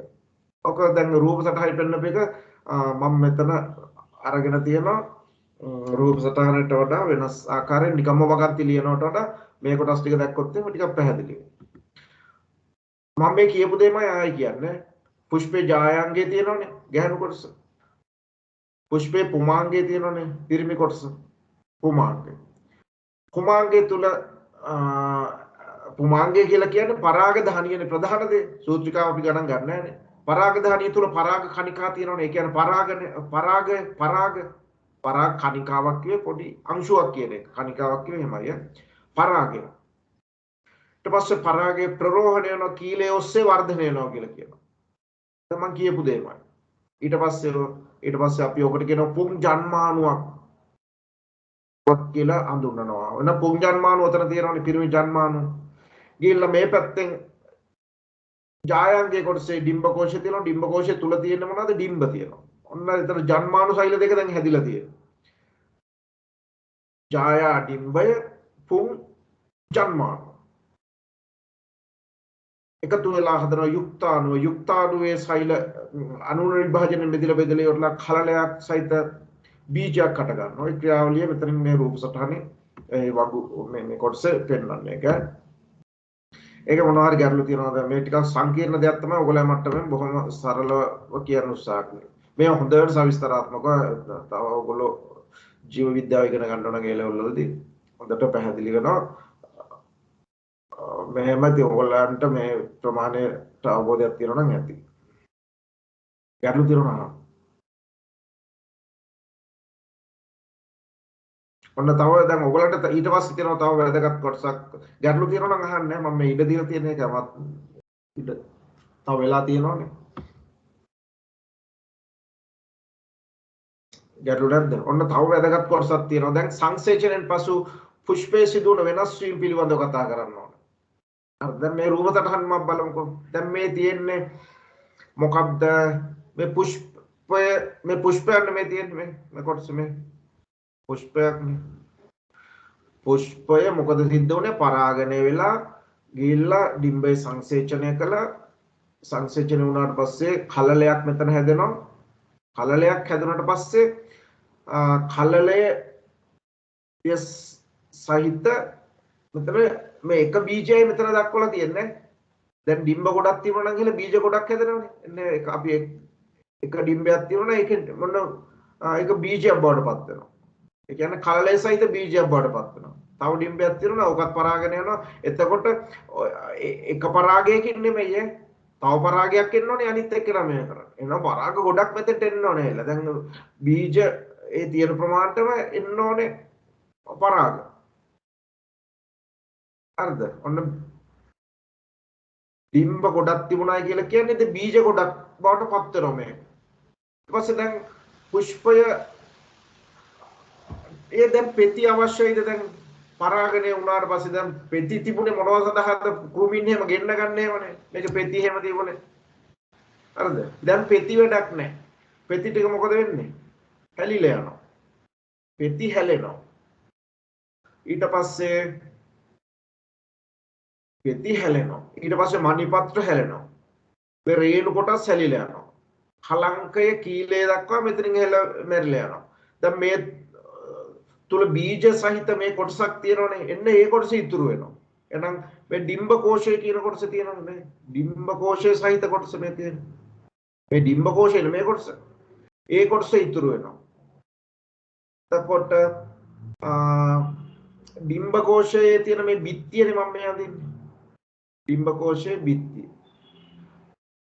මේ කොටස මේවා දැන් නෑ මේ අතරින් ඉහළ කොටස. දැන් මේ මොකද්ද මේ මම මේ අඳින්නේ? ජම්බු ගෙඩියක් කියලා හිතන්න.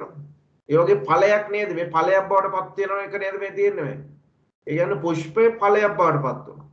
පුෂ්පයේ මොන කොටසද මේ ඵලය බවට පත් උනේ? සම්පූර්ණයෙන් මේ මොන කොටසද ඵලය බවට පත් උනේ? දැන් ඵලය කියලා අපි කන්නේ ඕක තමයි. මොකද්ද මේ? මේ කලංකයේ තිබුණානේ ඒකත් අයින් වුණානේ. කීලයක් තිබුණානේ. මේ මොන කොටසද ඉතුරුලා තියෙන්නේ? ඩිම්බ කෝෂ කොටස. ඩිම්බ කෝෂය. ওই ඩිම්බ කෝෂය තමයි ඵලය විදිහට කන්නේ රසයි කියේ. ජම්බු ගෙඩියක් ගත්තා, තම ගෙඩියක් ගත්තා. එහෙනම් ඩිම්බ කෝෂය තමයි ඵලය බවට පත් වෙලා තියෙන්නේ. එතකොට ඩිම්බ කෝෂයේ තිබුණානේ බිත්තිය. මේ තියෙන ඩිම්බ කෝෂයේ බිත්තිය මේ. ඔය අහන විභාගෙට. ඒක මම විස්තර. ඩිම්බ කෝෂයේ බිත්තිය නෙමෙයි. ඩිම්බ කෝෂයේ බිත්තිය ඵලයේ නම් ඇහිලා වෙන නමකින් කියන්නේ ඒක. ඵලයේ ආවරණය. ඒකට මොකක්ද කියන්නේ? ඵලයේ ආවරණයට එකතු කරලා වචනේ පලාවරණය කියලා කියනවා. ඩිම්බකෝෂ බිත්තිය පලාවරණය බවට පත් වෙනවා. ඇතුළේ තිබිච්ච ඩිම්බ ටික දැන් ඒකට ඩිම්බ කියනවාද අපි? ඵලයක් කියලා මේක දෙකට කපලා ගත්තාට පස්සේ ඕක මොනවා කියලාද කියන්නේ? බීජ කියලා කියන්නේ. ඩිම්බ බීජ කියලා කියනවා. අන්න ඔය අපි කියනවා පශ්චාත් සංසේචන විපර්යාස කියලා කියනවා. මම හිතන්නේ ඕගොල්ලෝ ඒ නම මේ භාවිතා කරන්නේ.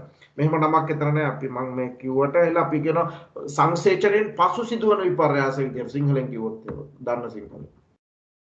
සංසේචනයෙන් පසු පුෂ්පයේ සිදුවන වෙනස් වීම තමයි මම කිව්වේ. එහෙනම් කියනවා මොකක් බාටදපත් වෙන්නේ? ඩිම්බ කෝෂය මොකක් බාටදපත් උනේ? ඵලය බාට. දැන් මේ රූපසර මත තියෙන ඩිම්බ කෝෂයේ සම්පූර්ණ කොටස ඵල සම්පූර්ණ එකට බීජ සහ පලාවරණය ඔක්කොම සහිත ඩිම්බ කෝෂය තමයි ඵලය කියලා. ගුරුතුමා එතකොට ජම්බු ගෙඩියක අපි කන්නේ පළ ආවරණය නේද? අපි කන්නේ සම්පූර්ණ ඵලයම කන්නේ නැහැනේ. ඔයා කන්නේ ජම්බු ගෙඩියේ ඇට ටික අයින් කරනවා. ඇට කියලා කිව්වේ එහෙනම් ඇල බීජ ටිකනේ අයින් කරන්නේ. අර කලින් ඩිම්බ වෙලා තිබිච්ච පස්සේ බීජ වෙලා තිබිච්ච ඒක අයින් කරලා දානවා. ඊට පස්සේ ඔයා කන්නේ පලාවරණය කොටස. ඔව්. හරිද? අඹ ගෙඩිය ගත්තත් ඒ වගේ. ගස්ලබු ගෙඩිය ගත්තත් ඒ වගේ. පලාවරණයත් ඇවිල්ලා දැන් පිටින් තියෙන අඹ ගෙඩියක් හිතන්නකෝ. අඹ ගෙඩිය තියෙනවා. හරිද? අඹ ගෙඩියේ තුලනේ බීජය තියෙන අඹ ඇටේ. බීජ තියෙනවා. එය මේ බීජය කියලා කිව්වේ නම් මෙතන ඩිම්බ ඉන කලින් මේ කොම් පලාවරණය තමයි. එළ මේ ලෙල්ල අපි අයින් කරනවානේ. පලාවරණය බාහිර ආවරණය අයින් කරනවා පලාවරණය. මේ රසට තියෙන මේ පලාවරණය තමයි මේ කොටස කන්නේ. ඊට පස්සේ මෙන්න මේ බීජයනේ මේ කිව්වේ. බීජයේ වටෙත් ආවරණය තියෙනවානේ. මේ බීජයේ වටේ තියෙන ආවරණය කලින් ඕක ඩිම්බේ වටා තිබිච්ච ආවරණය ඩිම්බ ආවරණය නෙමෙයි. ඒ ඩිම්බ ආවරණ වලට දැන් කියන්නේ මොකක් කියලාද? බීජ ආවරණය කියලා. හරිද? අඹ ඇටේ ගත්තට පස්සේ ආවරණ තියෙනවනේ. ඒකත් ඇතුළේ නෑ කලල කොටස තියෙන්නේ. නේද? ශක්තිමත් ආවරණයක් තියෙනවනේ අඹවල බීජයට. හරිද? ඔන්න ඒ ටික තමයි මෙතන විස්තර කරන්නේ. අපි කියනවා සංසේචනයෙන් පසු පුෂ්පයේ සිදුවන වෙනස් වීම කියලා. දැන් එල ඔය පුෂ්ප කොටස් නෙමෙයි ඊට පස්සේ හට ගන්න ඵල වලට නිරීක්ෂණය කළොත් මේවා තේරුම් ගන්න පුළුවන්. හරිද? එහෙනම් ඩිම්බ කෝෂයේ ඵලය බවට පත් වෙනවා. ඩිම්බ කෝෂ බිත්තිය ඵල ආවරණය බවට පත් වෙනවා. ඩිම්බ බීජ බවට පත් වෙනවා. ඩිම්බ වටත් පිච්ච ඩිම්බ ආවරණ බීජ ආවරණ කියලා තමයි පස්සේ කියන්නේ. එතකොට මුලින් කිව්වේ මෙන්න මේ නම් වලින් හඳුන්වුවට ඒක ඵලයක් බවට පත් වුණාට පස්සේ දැන් කියන්නේ මෙන්න මේ නම් වලින්. එන්නේ ඒකයි මේ කියන්නේ සරලව. හරිද? ඒ වුණාට දැන් ඊට පස්සේ මොකද සිද්ධ වෙන්නේ?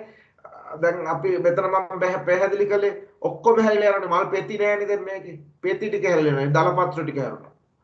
මෙතන තියෙනවනේ මණිපත්‍ර. මණිපත්‍රත් වැඩක් නෑ ඒවත් හැලිලා යනවා. කලංකයත් වැඩක් නෑ. කලංකේ වැඩේ කරගත්තට දැන් ඊට පස්සේ අයින් වෙනවා. ඊට පස්සේ කීලයක් අයින් වෙනවා.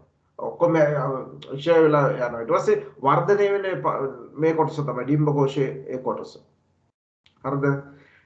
කොට දැන් මම කියන්න ගිය කොටස තමයි සමහර වෙලාවට සමහර ඵලවල සමහර කොටස් ඉතුරු වෙලා තියෙනවා.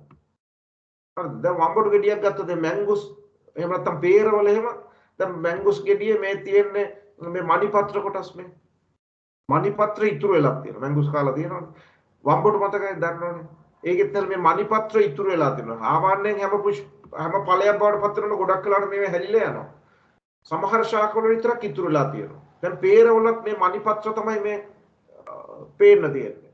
ඉතුරු වෙලා තියෙනවා. peerවල කඩකොට මේ ටික කපලා දාලා අයින් කළා මණිපත්‍ර ටික තමයි මේ අයින් කළා කපන්නේ. ඔක දැන් වෙලා ගැටලුවක් මත වෙන්න පුළුවන් මේකේ මණිපත්‍ර කෙලවරේ තිබුණේ මේ දැන් අල්ල මේකේ මුල හරිය තියෙන්නේ කියලා. ඒක අර ඩිම්බ කෝෂයේ අපි කියන උත්තර ඩිම්බ කෝෂ සහ අද ඩිම්බ කෝෂ විතර හඳුනන එල්ලා ඒවත් තියෙනවා. ඒගොල්ලන්ට එච්චර අදාළ වෙන්නේ එන්නේ ඒ අනුව මේ මණිපත්‍ර තියෙන තැන වෙනස් වෙනවා. හරිද? ඒ කොහොමයිතත් මේ මණිපත්‍ර තමයි තියෙන්නේ. හැලෙන්නේ නැතුව තියෙනවා. සමහර මේ රේණු කොටසුත් ඉතුරුලා තියෙනවා. දැන් peer එහෙම කනකොට රේණු එහෙම අපි අයින් කරනවානේ. රේණු වගේ පේන්න තියෙනවනේ එල පුෂ්ප කොටස් ඉතුරු වෙලා ඵලය තුල හැලෙන්නේ නැතුව. කියනවා මේ සාමාන්‍යයෙන් මණිපත්‍ර දලපත්‍ර රේණු කලංක ආදී හැලීගෙන නමුත් ඇතැම් ඵලවල මණිපත්‍ර ඉතුරුව තියෙනවා කියලා කියනවා. ඒ සඳහා උදාහරණ තුනක් තමයි මැංගුස් වම්බටු peer බලන්න peer area කරලා දැන් නිරීක්ෂණය කරලා බලන්න එහෙම ඉතුරුලා තියෙනවා ගොඩක් පුෂ් වල යනවා දැන් ජම්බෝ වලත් ඇලා රේණු මණිපත්‍ර වගේ කොටස් සහ මණිපත්‍ර තමයි අර පොඩි කුහරයක් වගේ තියෙන තැන තියෙන්නේ ජම්බෝ වල තත්කාලික දත්තහිනේකට රේණුත් ඉතුරුලා තියෙනවා රේ අපි කටින් කඩලා අයින් කරනවානේ රේණු කොටස් එහෙම නේ ඔව් ඒවා ඉතින් නිරීක්ෂණ කරන්න ඕනේ දේවල් ඒවත් අත්දැකලා තියෙනවා දැන් මේ පාඩම ඉගෙන ගන්නකොට මතක් වෙන්නේ නැති ඒilla ඉතර ගණන් ගන්න නැතුව තියෙනවා මම ඔච්චර හිතන්නේ නැහැ ඒ වුණාට දැන් පාඩමට පස්සේ ඇවිල්ලා හොඳ විශ්ලේෂණාත්මකව බලන්න පුළුවන් ඔන්න ඊළඟ කොටස මේ ගැටලු තියෙනවා නම් අහන්න ගැටලු මතුවේ වෙනවා හොඳයි ඉතින් හරිද ඔන්න දැන් බලන්න තව වචනයක් ඔයගලන්ට මෙතන පැහැදිලි කරනවා අපි කියනවා පාතනෝ පලනය කියලා වචනය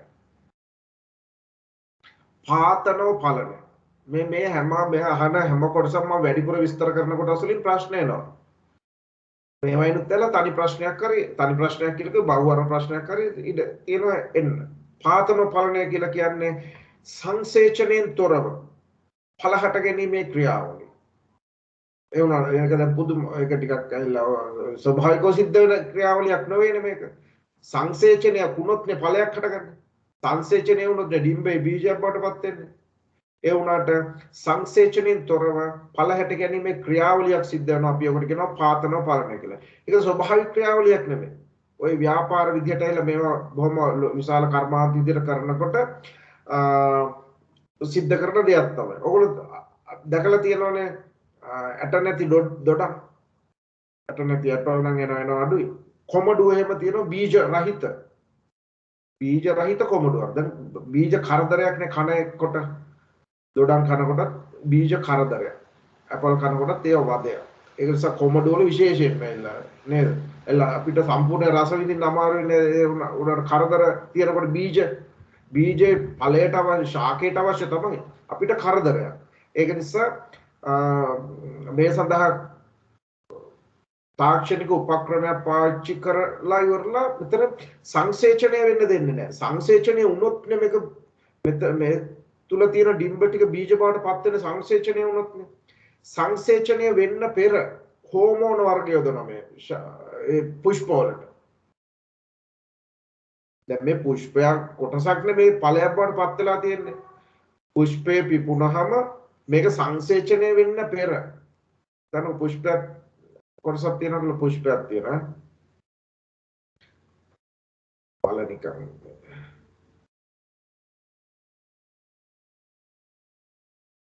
චුට්ටක්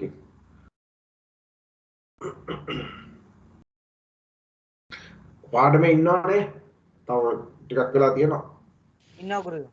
ඔව් ගුරුතුමා ඉන්නවා. ඔව් ගුරුතුමා ඉන්නවා. මල් පෙති තියෙනවා කලංකය කියලා ඩිම්බ කෝෂයේ මේ කොටස් තියෙනවා මම මේ කියනකොට තේරුම් ගන්න මේ මවුස් එක අඳින්න බෑ මේක කොටස් ටික තියෙනවානේ ඔන්න මල පිපිලා තියෙනවා කියලා හිතන්නකො ඔන්න මේ ඩිම්බ කෝෂයේ කොටස දැන් මේ මල පිපිලා මේකේ කලංකය කියලා ඩිම්බ කෝෂයේ සහිත කොටසුත් තියෙනවා සංසේචනයේ වුණොත් අනිවාර්යයෙන් මොකද වෙන්නේ එතන බීජ හට ගන්නවා සංසේචනය වුණොත් මේ තියෙන ඩිම්බ ටික බීජ බවට පත් වෙනවා පරාගයක් හෙලා මේකෙන් සංසේචනය වුණොත් දැන් හෝමෝන වර්ගය යොදනවා මේ මල පිපුණාම මේකෙදි විශේෂිත හෝමෝන වර්ගය දුවහම මොකද සිද්ධ වෙන්නේ මෙයාට ඉංගියක් ලැබෙනවා ඉංගියක් කියලා කිව්වෙල මෙතන හෝමෝන ක්‍රියාවලිය වෙනස් වෙනවා හරියට සංසේචනය වුණාට පස්සේ පුෂ්පයෙන් සාමාන්‍ය නිපදවන හෝමෝන ටික කෘත්‍රිමව යොදනවා කෘත්‍රිම හෝමෝන යොදනවා. එතකොට මෙයාට දන්නේ ඊට පස්සේ හිතෙන්නේ නැහැනේ. එහෙනම් මෙයාට එහෙලා ඒක ක්‍රියාවලියකට ලක් වෙනවා මෙතන සංසේචනය වුණා වගේ හැඟීමක්. ඒතර සංසේචනය වීමට අද ඒ ආශ්‍රිතව නිපදෙන හෝමෝන ටික කෘත්‍රිමව යෙදුවට පස්සේ දැන් සංසේචනයක් වෙලා නැහැනේ. ඒක නිසා ඩිම්බ බීජ බවට පත් වෙන්නේ නැහැ. ඒ වුණාට මේ පලාවරණ කොටස් ටික ඩිම්බාවරණය මොකද්ද කිව්වේ ඩිම්බ කෝෂ බිත්ති කොටස් ටික මොකද වෙන්නේ පලාවරණයක් බවට පත් වෙනවා හැබැයි සංසේචනය වෙලා නැහැ සංසේචනය වෙනකොට හෝමෝන යොදන හෝමෝන යොදන නිසා මොකද්ද සිද්ධ වුනේ මේකේ දැන් හරියටම සංසේචනය වුණාම සිද්ධ වෙන දේ හෝමෝනයක් මගින් පලාවරණයක් යබවට පත් කරනවා මේ ඩිම්බකෝෂ පිටිය. එතකොට මේ තුල මේක මෝරන්න දුන්නාට පස්සේ මේ ඇතුලේ ඇත්තටම බීජ නැහැ. මොකද සංසේචනය වෙච්ච නැති නිසා. කෘත්‍රිමව හදලා තියෙන්නේ. ඒ ආකාරයට මල කෘත්‍රිමව නෙවෙයි. ඒ වුණාට කෘත්‍රිම හෝමෝන වර්ග යොදලා ඉවරලා මේ ක්‍රියාවලිය සිදු කර ගන්නවා. ඒක තමයි අපි කියලා කියන්නේ සංසේචනයෙන් තොරව ඵල හට ගැනීමේ ක්‍රියාවලිය තමයි අපි ඔබට කියනවා පාතනෝ පලනය කියලා. ওই වචනයෙන්ම තමයි බාහිර අහන්නේ. ඒකට වෙන වචනයක් නැහැ. ඒක තමයි වචනේ පාතනෝ පලනය කියලා තමයි කියන්නේ සංස්කෘත වචනයක් වගේ. ගුරුතුමා පුම් කොටස පුම් ජන්මාණු කොටස වෙනුවට නේද මේ හෝමෝන පාවිච්චි කරන්නේ? පුම් ජන්මාණු කොටස කියලා කියන්නේ දැන් විතර මේකෙදි දැන් පරාගණය වුණාට පස්සේ මෙතන හෝමෝන ක්‍රියාවලිය ශාකයේ තුලම වෙනස් වෙනවනේ. ශාකයේ තුල ස්වභාවිකව මේකේ තියෙන හෝමෝන ක්‍රියාවලිය වෙනස් වෙනවා. ඊට පස්සේ මෙයාගේ සාමාන්‍ය පුෂ්පයක් විදිහට නෙමෙයිනේ පවතින්නේ. මෙයා ඊට පස්සේ දැන් ඇත්තටම සංසේචනයක් වුණා නම් එහෙම තව දුරටත් මේක සිද්ධ වෙන්නේ ඊට ඉදිරි ක්‍රියාවල. අර්ධ ඩිම්බා වර්ණයේ කොටස් ටික බීජාවරණය බවට පත්. ඊට පස්සේ එලා මෙතන ඩිම්බකෝෂ බිත්ති කොටස් ටික පලාවරණය බවට පත්වීමේ ක්‍රියාවල. හරිද? ඊට අදාළ හෝමෝන වර්ග තමයි මෙතන යොදන්නේ. පුං ජන්මාණු යොදනවා කියලා දෙවා කියන්නේ පුං ජන්මාණු වාගේ අදහස කියනවා. නෑ ගුරුතුමා පුම් ජන්මාණු වෙනුවට හෝමෝන පාවිච්චි කරනවාද කියලා. එන්නේ එහෙම ටිකක් තේරුම් ගැනීම සඳහා පාවිච්චි කළාට කමන්නේ. පුං ජන්මාණු වෙනුවට ඇහිලා හෝමෝන වර්ග කියලා පුං ජන්මාණු කියලා කියන්නේ අන්වික්ෂ දෙන්නේ. අද මෙතන කෙරෙන්නේ මේ හෝමෝන ක්‍රියාවලිය ස්වභාවිකව සිද්ධ වෙන හෝමෝන ක්‍රියාවලිය කෘත්‍රිමව හදලා නිකුත් කරන එක තමයි සිද්ධ වෙන්නේ. ඒතකොට ශාකේ දන්නේ එතකොට දැනට සංසේචනයක් වුණා වගේ තමයි මෙයාට දැනෙන්නේ. ඒ හෝමෝන නිසා.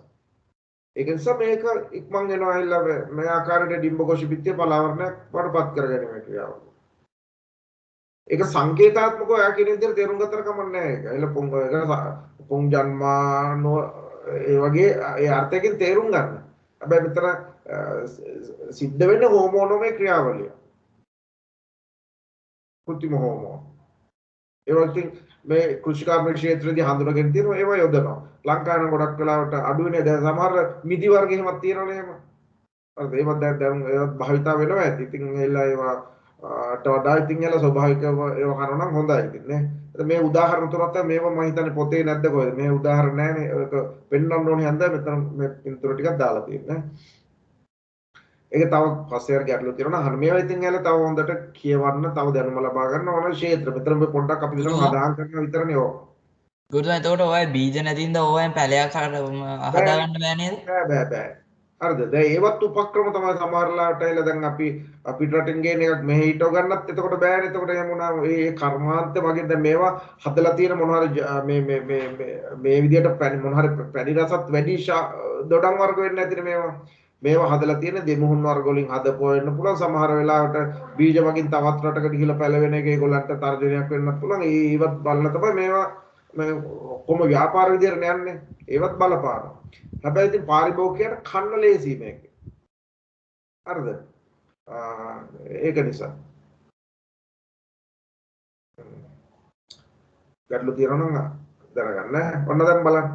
ඊළඟ කොටසට දැන් පළක් හදාගත්තනේ. දැන් ලොකු ක්‍රියාවලියක් කියලා තේරුණා. මේ පුෂ්පයෙන් අපි පටන් ගත්තේ. පරාගණය වුණා සංසේචනය වුණා පළහ බීජ හදාගත්තා. දැන් පළහ බීජ ටික මොකද වෙන්න ඕනේ? ව්‍යාප්ත වෙන්න ඕනේ. ගහක හැදුනට පස්සේ ගහයටම ඔක්කොම ඵල ටික ඇහිලා අතර වැටුනොත් එහෙම ඇහිලා ඒක පැවැත්මක් නැහැ නේ. ඒක නිසා ශාකයක් මගින් නිපදවන පළහ බීජ ශාකේ නිවතට නැත්තම් ඒක ටිකක් ඈතට මව් ශාකය කියලා කියනවා. මව් ශාකෙන් ඈතට විසිරීම අපි පළහ බීජ ව්‍යාප්තිය විදිහට හඳුන්වනවා. එතකොට එක තැනම වැටෙන්නේ නැතුව දුරට යෑම නිසා ශාකයට යම්කිසි අවශ්‍යතා ටිකක් සම්පූර්ණ කරගන්නවා මේක නිසා. ඒ අවශ්‍යතා ටික සම්පූර්ණ කර ගැනීම ඕගොල්ලන්ට තමයි තියෙන්නේ. මෙතන ලියන්න ඕනේ එහෙලා ඒක ලැබෙන වාසි මොනවද කියලා තමයි ඒක විදිහකට අහන්න මේ. වාසි. හරිද? මොකක්ද ඉත වෙන්නේ? ගහයට මෞෂාකයට වැටුණත් එහෙම ඇවිල්ලා තරංගයක් ඇති වෙනවනේ මෞෂාකයත් එක්ක. ඒ වගේම තව එතන බීජ ගොඩාක් වැටුණාට පස්සේ පැල ගොඩක් හට ගන්නවනේ.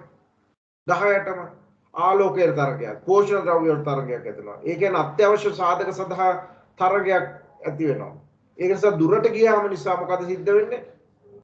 දුරට යෑම නිසා අපිට පුළුවන් ඒ තරංගය අවම කරගන්න. හරිද? ඊට පස්සේ මේ ශාකයට නව වාසස්ථාන සොයා ගැනීමට හැකියාව ලැබෙනවා. ඒත් එක්කම විවිධත්වයේ වැඩි වෙනවා කියලා කියනවා. එළ දැන් එළ මව් ශාකයටම තියෙන ඒ පාරිසරික තත්ත්වයන්ට අදාළව ශාකය හට ගන්නට වඩා වෙනස් පරිසරයකට ගිහිල්ලා හදනකොට පස්සේ යම්කිසි විවිධත්වයක් තියෙනවා කියන්නේ. අලුත් ශාකයක් හට ගන්නවා කියන අදහස නෙමෙයි. ඒ ශාකයේ විවිධත්වයක් තියෙනවා. ඊට පස්සේ අපි කියනවා පලිබෝධකයන්ගේ හා රෝගකාරක වලින් ආරක්ෂා වීමට හැකියාව ලැබෙනවා කියලා කියනවා. ඊට පස්සේ පලිබෝධක මොනවා හරි හානියක් වුණොත් එහෙම එළ එතන ඔක්කොම ශාක ටික විනාශ වෙලා යන්න පුළුවන්. අලුත් පරිසරයකට ගියොත් එහෙම එළ පලිබෝධ හානි අඩු වෙනවා. ඔන්න ඒ ටික ලියා ගන්න ඕනේ පස්සේ. මේවා ඉතින් එච්චර මම පැහැදිලි කරන් දෙන්නේ බොහොම සරල දෙයක් කිව්වේ. හරි. ඔය පිරිස ඉන්නව නේද කියලා බලන්නකො. අයින් වෙන්න නැතුව තව කී දෙනෙක් විතර මට මෙතන පේන්නේ නැහැ. ඉන්නවා ගුරුතුමා. ආ. ඉන්නව නේද කිව්වට දැන් කීයක් විතර ඉන්නවද? 84ක් ඉන්නවා ගුරුතුමා. 84ක් ඉන්න ගුරුතුමා. ඒක හරියන්නේ right. එතකොට 86ක් ගුරුතුමා. 86 තව විනාඩි කිහිපයක් තියෙනවා අපි මේ ටික අවසන් කරන්න බලමු. 85යි ගුරුතුමා ඉන්නේ. එහෙමද? කමන්න 80 ගණන් ඉන්නේ right. හැමදාම ඉන්න පිරිසනේ. එතකොට දැන් ඒ කොටසට උත්තර ලියන්න ඕනේ. දැන් මොන තව තියෙනවා පලහ බීජ මොන විදිහටද ව්‍යාප්ත වෙන්නේ කියලා ඒ කියන්නේ අපි කියනවා පලහ බීජ ව්‍යාප්ත වන ක්‍රම විදිහට ඔක හඳුන්වනවා. මෙන්න මේවා තමයි පරාගන ක්‍රමත් එක්ක පටල ගන්න එපා කියලා කිව්වේ. මෙතන අපි සාකච්ඡා කරා දැන් පලහ බීජ හැදිලා තියෙන්නේ. ඕක ව්‍යාප්ත කරගන්නේ කොහොමද කියලා තමයි මෙතනදී අපි සඳහන් කරන්නේ. ඒ සඳහාත් අර ඉස්සෙල්ලා වගේම තමයි සතුන්ගෙන් ව්‍යාප්ත වෙන්න පුළුවන් නේ. දැන් ජම්බු ගෙඩිය අපි කනවා. කාලි වරලා ඇට ටික විසි කරනවා. එතකොට මොකද සිද්ධ වෙන්නේ අපි සතු දැන් ලේනෙක් කියලා හිතන්නකෝ. අපි ගත්තොත් එහෙම පටල ගන්නවා. ලේනෙක් නම් එල්ල මොකද කරන්නේ එල්ල ඒකේ තියෙන වටේ තියෙන එල්ල ජම්බු වල පලාවරණ කොටස කනවා. ඒ කලින් එතකොට ඒක රිම්බකෝෂ බිත්තිය කන්නේ ඈ. ඔව්. ඒක කාලි වරලා මොකද වෙන්නේ? බීජ ටික කන්නේ නැහනේ. ඒ ටික විසිරෙනවා. දැන් ජම්බු ගෙඩිය කඩාගෙන ජම්බු ගහේ ඉඳන් කන්නේ නැහැ සමහරලාට. ඔක අරගෙන යනවනේ ටිකක් වෙනත් ගහකට. එතකොට එතන තමයි වැටෙන්නේ බීජ ටික. එතන පැල වෙනවා. එහෙනම් සතුන් මගින් ව්‍යාප්ත වෙනවා. තවත් සමහරලාට වාතය නැත්තම් එල සුළඟ මගින් ව්‍යාප්ත වෙනවා. දැන් තුන බීජයම දැන් සුළඟේ පාවෙලා යන මොනර කුඩුම්බියේම දැකලා තියෙනවා හුළඟේ පා ඒතර බීජයන්නේ තියෙන්නේ. ඒ බීජය හුළඟේ පාවෙලා කියලා තවත් තැනකට ගිහිල්ලා වැටෙනවා. එහෙනම් සුළඟ මගින් ව්‍යාප්ත වෙනවා.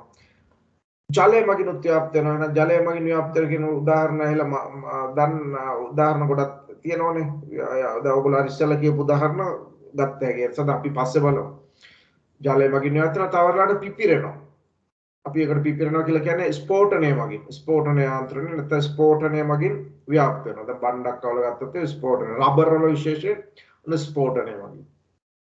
අන්න ක්‍රම හතරයි ජලය සුළඟ මොකක්ද කිව්වේ සතුන් සහ ස්ෆෝටන ක්‍රම වලින්. අන්න දැන් 94 ටිකක් එක මෙතන ඔයගොල්ලන්ට ලියන්න නෑ මම මෙතන සාකච්ඡා කරලා තියෙනවා මේක. රයිට් මේ බලන්න. සතුන් මගින් ව්‍යාප්ත වීම සඳහා පලහ බීජ දක්වන අනුවර්තන. මේවා නම් එච්චර ලොකුවට පැහැදිලි කරන්න ඕනේ නැහැ. ඒතකොට සත්තු ගෙනියන්න ගිහලා සත්තුන්ට මොනවා හරි කන්න කැල්ලක් තියෙන්න එපා. මාංශල විදියට කොටස් පිහිටනවා ආහාරයට ගත හැදී බොහොම රසවත්ව පිහිටුවොත් එහෙම සත්තු ආකර්ෂණය වෙනවා. ගස් ලැබු අඹ වගේ දේවල් ඔන්න උදාහරණ. මේක විතරක් නෙවෙයි මේ පොතේ දෙන උදාහරණ දෙක මම මෙතන දක්වලා තියෙනවා. සත්තු වගේ ව්‍යාප්ත වෙනවා නම් ආහාරයට ගත හැකි මාංශල කොටස් කියනවා. ආකර්ෂණීය වර්ණ දරනවා. මේ උදාහරණ දෙක විතරක් නෙවෙයි මම ආයෙ කියනවා. දැන් හැම ගොඩක් වෙලාවට සතුන් ගෙනින්න හැම පළතුරක්ම හොඳ පෙනුමට තියෙනවනේ රතු පාට කහ පාට ඒ ආකාරයට. ඔන්න එතකොට වර්ණ දරනවා. මෙතන කජු බීජය තමයි මේ තියෙන්නේ. කො බීජය එතකොට මේ තියෙන කජු අපි අර මද සහිත කොටස තියෙන්නේ මේ. අන්න ඒක බිඩන් ඔයගොල්ලන්ට ඒ කොටස් අඳුර ගන්න පුළුවන්කම ලැබෙන්න ඕනේ. ඉතින් ඒක එහෙම වුණාට මේ බීජ වට තියෙන බීජ ආවරණ කොටස මේ තියෙන්නේ. ඇතුලේ තියෙන බීජ පත්‍ර දෙක තමයි ඔයගොල්ලෝ කන්නේ කජු කියන. ඒක ඇතුලේ තමයි පොඩි කලල කොටසකුත් තියෙන දැකලා ඇතිනේ. කජු මද දෙක අතරේ පොඩි අංකුර කැලක්. ගුරුතුමා ඔලින්ද කෑවම මොකද වෙන්නේ? ඔලින්ද කන්න විකන්න තමයි වෙන්නේ ඒකේ. ඒක වෙලා කන්න තියයිලා අපි ඕල කුඩු කරලා තමයි කන්න වෙන්නේ. හැබැයි බෙහෙත් වලට එහෙම ගන්නවනේ. නිකන් කටේ දාලා හපන්න පුළුවන්ද? නම් දන්නේ නැහැ. ඒක මොනවා හරි ආයුර්වේද වෛද්‍ය ක්‍රමයේ ඒව ප්‍රතිකාර වලට එහෙම ගන්නවනේ ඔලින්ද එහෙම. අර මේක පොඩ්ඩක් ගහලා ඔන්න හොයලා බලන්න ඉතින් මොනවද ගන්නේ මොන ඒවට ගන්න කියලා. සමහර වෙලාවට මොන හරි විස ද්‍රව ඒවා තැයිලා අර මාත්‍රා වෙනස් වුනහම අගුණ වෙන්නත් පුළුවන්. ඒක නිසා අත්දැක බලන්න යන්න පහලා. ඔලින්ද නේද ඇහුවේ? ඔව් ගුරුතුමා. ඒක පොඩ්ඩක් හොයලා බලන්න. අපි මෙතන මොකක්ද කිව්වේ? මේ කොටස දැන් මම මෙතන මේ මෙච්චර ලොකු විස්තර කරන්නේ නැහැ. නිකන් ඔයගලන්ට ඉස්සරහට මොනවා හරි ඵලයක් කනකොට මේ මොකද්ද කන්නේ කියලා අවබෝධයක් තියෙන්න ඕනේ කියලා. මේ මෙතන තියෙනව නේද මේ කඩු පුහුලම විදිහට හඳුනන එක තමයි ඒ වෘන්ත කොටස තමයි මට මතක හැටියට දැන් මේ එක මාංශල බවට පත් වෙලා තියෙනවා. වෘන්තේ නේද මෙතන ඇත්තරම තියෙන්නේ. පුෂ්පේ තිබිච්ච වෘන්තේ කොටස. ඊට පස්සේ මෙතන තියෙනවා සතුන් මගින් ව්‍යාප්ත වෙනවා. සතුන්ගේ ඇලිලා යන්නත් පුළුවන් සමහර වෙලාවට තුත්තිරි එහෙම. ඇපල කියලා කියන්නේ මේ ඇපල මේ වගේ නෙමෙයි. නාගදරන තියෙන වෙලාව අර පොඩි කොක්කක් වගේ කොටසක් තියෙන්න පුළුවන්. ඒකේ මගින් සත්තු අපේ ඇඳුම් වලත් ඇලෙන තුත්තිරි එහෙම ගිහිල්ලා තවත් තැනක ගැසලා දැම්මම පස්සේ එතන ගිල පැලවෙනවා එතකොට. ඊට පස්සේ සතුන් නොමග යන සුළු හැඩ එහෙම දානවා. සමහරවිට මෙතන කෘමියෙක් වගේ නිසා එලා අරගෙන යනවා. ගිල කන්න බලනකොට ගිල්ල එතන වැටෙනවා. ඊට පස්සේ පැලවෙනවා එතන. ඔලින්ද මදටියත් මේ වගේ මේල මදටිය තනි වර්ණයක්ද කොහොද තියෙන හැල එඬරු ගත්තත් එහෙලා මේ වගේද. තව කරවිලටත් මේ වගේ. එතකොට සත්තු අරගෙන යනවා. කරවිලත් ඇහිලා මෙතන උදාහරණ වශයෙන් තියෙනවා. මට මෙතන ටයිප් කරලා ඊටපස්සේ හඳ වෙන්නේ නැති මං ගහලා නැත්තේ ඒකත් උදාහරණයක් හැටියට තියෙනවා. කරවිලා. මේ හරිය සරලයි ඉතින් එහෙලා ඒක නිසා මට යන්නේ. සුළඟ මගින් ව්‍යාප්ත වෙන්න නම් දක්වන අනුවර්තන ටිකක් දාලා තියෙනවා. සුළඟ මගින් ව්‍යාප්ත වෙනකොට තියෙන්නේ පායුමට අදාළ වෙන කෙඳි වගේ දේවල් දක්වනවා. දැන් වරා මේ නිතර උදාහරණ වලට ඔයගොල්ලන්ට දක්වන වරා දැකලා වරා විශේෂත් කීපයක් තියෙන්න පුළුවන්. මෙතන මේක උදාහරණයක් තමයි මෙතන මම දාලා තියෙන්නේ. වරා බීජයක් නෙමෙයි තියෙන්නේ මේ අට අරගෙන බීජ මේ ඉහළ තියෙන කොටස් ටික එල්ල බොහොම කෙඳි බවට පත් වෙලා තියෙනවා. කෙඳි මේ බීජ ආවරණයේ තිබිච්ච ඉහළ කොටස තමයි මේ විදිහට කෙඳි බවට පත් වෙලා තියෙන්නේ. ඒක නිසා පා වෙලා ගිහිල්ලා තවත් තැනක ගිහිල්ලා පැලවෙනවා. පාවින් රදාල කෙඳි වරා නිතරම උදාහරණ වශයෙන් එල්ල ඔයගොල්ලෝ ප්‍රශ්න වලට දාන වරා හොඳ මතක තියෙනවා. කොට්ට පුළුන් ගත්තත් එල්ල පුළුන් බීජය ඇතුලේ තියෙනවා. පලාවරණේ තියෙනවනේ සම්පූර්ණ පුළුන් වල ගත්තාම ඒක ඇතුලේ පොඩි කළු පාට බීජය තියෙනවා. බීජේ වට තියෙන පුළුන් විදියට අපි ප්‍රයෝජනට ගන්නවානේ ඒවා. හරිද? ඒ එතකොට පායින්ට් දාලා කරා. ඉඹුල් වල බීජය මම එහෙම දැකලා නැහැ. ගහනංගලා අර කටු සහිත කඳක් සහිත ශාකයන් ඉඹුල් කියලා කියන්නේ. වරා මතක තියාගන්න පායින්ට් දාලා කෙදි.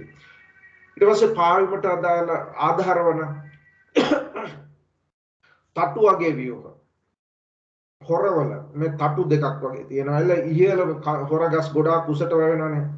ඒක දේශීය ශාකයක් විදිහට හඳුන්වන්නේ. ලංකාවේ විතරනේ තියෙන්නේ. හොර ශාකේ.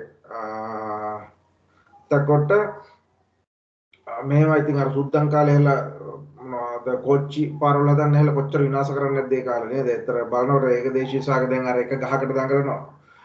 සුද්දන්ගේ කාලේ එතකොට හැල මේ රේල් පීරි නෙමෙයි මොකද්ද සිල්වර් කොට විදියට පාවිච්චි කරන්නේ හොර ශාකේ කපලා තමයි අරගෙන තියෙන්නේ. දැන් ඔය එච්චර විශාල මාර්ගයක් හැදීම සඳහා කොච්චර හොර ගස් ප්‍රමාණයක් කැපෙන්නේ නැද්ද කියලා බලන්න. මේ ගහකට දෙකකට දැඟලුවට. දැන් අපි මෙතන ගත්තාම දැන් හොර ශාකය ඔයගොල්ලෝ දැකලත් නැතුව ඇති ශාකය හොරවල බීජ කොටස තමයි මේ ඵලයේ තියෙන ඇතුළේ බීජයේ තියෙන මේ කොටස. මේ ආවරණ කොටස පියාපද්දයක් බවට පත් වෙලා තියෙනවා. ගම්මාළු දැකලා නැතුව ඇති. මෙතන තියෙනවා මේ ගම්මාළු වල බීජය මෙතන මේ තුල දැකලා තියෙනවා. පියාපත. ඔව් ඒක සමහර දැකලා ඇති. පියාපතක් වගේ තියෙනවා. පාවෙන්නට අදාළ තට්ටු වගේ කොටසක් දක්නට ලැබෙනවා. මෙතන මුරුංගවලත් ඒ වගේ මුරුංගා ඉතින් අපි අර මෝරණකම් තියන්නෙත් නැහනේ. ඊට ඉස්සෙල්ලා කනවනේ. ඒක මිරින් මුරුංගා බීජය වටත් ඒ වගේ පාවෙන්නට අදාළ කොටස් තියෙනවා. මේවා ඉතින් සැහැල්ලුයි. සුළඟ මගින් යන සැහැල්ලු වෙන්නේ නැහැ. ඕකෙත් තමයි උදාහරණ. මේ පොතේ තියෙන උදාහරණ ටික මේ දාලා තියෙන්නේ. තව උදාහරණ මේ හැම එකම සැහැල්ලුයි තමයි. ඒ නිසා ඕකෙත් විතරක් නෙමෙයි. වරා ගත්තත් සැහැල්ලුයි. මොනර කුඩුම්බිය ගත්තත් ඒ වගේ. ට්‍රයිඩෙක්ස් ගත්තත් ඒ වගේ. අර තව උදාහරණ තියෙනවා. ඉතින් මේ පොතේ උදාහරණ තමයි මෙතන දක්වලා තියෙන්නේ. පොතෙන් අපි වැඩි මෙතන දාන්න ගියත් ඇයි ඔයගලන්ට අමාරු වෙන මතක තියාගන්න. ඒ නිසා මේ උදාහරණ මතක තියාගන්න. සැහැල්ලුයි. ඒ වගේම හුලඟ මගින් ව්‍යාප්ත වෙන ඒවා ගොඩක් හදනවා පලහ බීජ. තනකොළ ගත්තොත් එහෙම සෑහෙන පුෂ්ප මංජරියක් විතර හට ගන්නවා. ඊට පස්සේ මේක පල ගොඩාක් හට ගන්නවා. ඒ පුෂ්ප වලින් පල බීජ හටගෙන ඉවරලා ඒ ආකාරයට ඊට පස්සේ ගොඩක් පල හට ගන්නවා. වරා ගත්තත් කොට මුළුන් ගත්තත් බීජ ගොඩාක් හදනවා. ඒ වගේම පලහ බීජ ගොඩක් ශාකයේ කෙළවරේ තමයි ගොඩක් වෙලාට පිපෙන්නේ. දැන් හොර ගහක් ගත්තොත් මුදුන ගොඩාක් උසත් යනවා ගහ. මහෝගනි ගස් ගත්තත් ඒ වගේ මුදුනේ හැදෙන්නේ. එතකොට ගොඩක් දුරට විසිරීමේ හැකියාව තියෙනවා. ඔක මිටි ගහක් වුණා නම් එහෙම ඇහිලා වැඩි දුරක් ඇහිලා පාවෙන්නේ නැහැ. ඒක නිසා ගහ කිට්ටුවම තමයි වැටෙන්නේ. ඒක නිසා ඔන්න අනුවර්තන ටික තමයි සුළඟපැණි ව්‍යාප්ත වෙනව සඳහා උදාහරණ වශයෙන් තියෙන්නේ. ඊට පස්සේ ජලය මගින් ව්‍යාප්ත. තව ගොඩක් තියෙනවා බලමු. කොහෙද තව විනාඩි කිහිපයක් තියෙනවා. මේක අවසන් කළා තමයි යන්නව තින්නව නේ. තව ටිකයි තියෙන්නේ. එතකොට අපිට අනිත් දවසේ මේ කොටස කරන්න පුළුවන්. මේවා ඉතින් එච්චර ලොකුට විස්තර කරන්න අවශ්‍ය නැහැ. මේ කොටස් උඹනායෝ මම හොඳට පැහැදිලි කරන්න උත්සාහ කළා. ජලය මගින් ව්‍යාප්ත වෙනවා. ජලය මගින් ව්‍යාප්ත වෙන්නේ පොල් උදාහරණ වශයෙන් කොට්ටම් බදකලා තියෙනවා. මේ දිය කඳුරු මේ ඔක්කොම පහ වෙනවා. ජලය පහ වෙනවා. ඊට පස්සේ පොල් ගහක පොල් ගෙඩි හැදුනට පස්සේ දැන් අපි මේ ගොඩබිම හිටවුවට ගොඩබිම හොඳ ශුෂ්ක සහිත තැන් වලත් හොඳට පැලවෙනවානේ. ඒ වුණත් මේගොල්ලෝ ස්වභාවිකව වැඩිපුර ස්වභාවිකව ඉන්නවා නම් ඉන්නේ ජලාශ්‍රිත පරිසරයක. පොල් ගෙඩි ඒතකොට වැටෙන්නේ ජලයට වැටෙන්නේ. ගිහිල්ලි ඉවරලා ජලය ඔස්සේ ගිහිල්ලි ඉවරලා පාවෙලා ගිහලා තවත් තැනක පැලවෙනවා. කොට්ටම්බ ගත්තත් ඒ වගේ. දිය කඳුරු ගත්තත් ඒ වගේ. පාවිප්‍රදාන සවිවර තන්තුමේ පලාවරණයක් දරන. දැන් පොල් එල්ල කියලා අපි හඳුනන්නේ පලාවරණයනේ. පොල් ගෙඩියේ පොල් දැන් ඒ කොටස් හඳුර ගන්න පුළුවන් වෙනවා. පොල් ගෙඩියක මේ බීජේනේ පොල් කටුව කියලා හඳුනන බීජාවරණයනේ පොල් කට්ට කියලා කියන්නේ අපි. මේ මදේ කොටසනේ අපි කන්නේ. මේ කොටස මද කොටස බීජේ වට බීජාවරණය. බීජ තනි බීජයනේ එක කහට ගන්න ඊට පස්සේ මේ පලාවරණය තමයි පොල් එල්ල කියලා කියන්නේ. ඒක මොකක්ද කියලා කියන්නේ සවිවරයි කියලා කියන්නේ අර ස්පොන්ජ් එකක් වගේ. තන්තුමය. එතකොට අවකාශ තියෙනවා වාත අවකාශ. ඒ නිසා සෑහෙන නිසා පාවෙනවා. ඊට පස්සේ දෙවෙනිට කියනවා පාවීමට අදාර පාවීමට අදාර වන හැඩ ඇති වීම. දැන් මෙතන මේ තියෙන ඉස්සල්ලා ඇහුවේ නෙළුම් වල කොහොමද කියලා ඉවරලා ඵලයක් තමයි මේ තියෙන්නේ සම්පූර්ණ කොටස තමයි ඵලය කියලා කියන්නේ. මේක හැඩය ගත්තොත් එහෙම පා වෙනවා. ඒකට කේතුමය ආකාරයක් තියෙනවා මෙතන ගත්තාම කේතුවක්. ඒ නිසා මේ මත ජලය මත පා වෙනවා. පා වෙලා ගිහිල්ලා මේක මත බීජ ගොඩක් තියෙනවානේ. ඒවත් විසිරලා ගිහිල්ලා තවත් ගිහිල්ලා පැලවෙනවා. ඒකට අපි කියනවා පාවෙමිට හදා ආධාරවනේ හැඩ සහිත පලාවරණ දැරීම කියලා කියනවා. ඊට පස්සේ මේ බීජය උනත් ගත්තොත් එහෙම ඕලු වල එහෙම බීජය වටා තියෙන කවචය අපි බීජ කවච කියලා කියනවා. බීජ ආවරණය නෙවෙයි. දැන් රම්බුටන් වල ඔයගොල්ලෝ කන්නේ ඔය බීජයනේ අපි අයින් කරන්නේ. රම්බුටන් වල බලන්න ඔය බීජ කවච කියන එක පැහැදිලි කරන්න ඕනේ. අද මම ගත්තේ. අර රම්බුටන් මදේ කියලා කන්නේ බීජ කවච කියලා කියනවා. ඒකට තමයි බීජ කවචය කියලා කියන්නේ. බීජ ආවරණය නෙවෙයි. රම්බුටන් වල බීජ ආවරණයක් වෙනමක් තියෙනවනේ.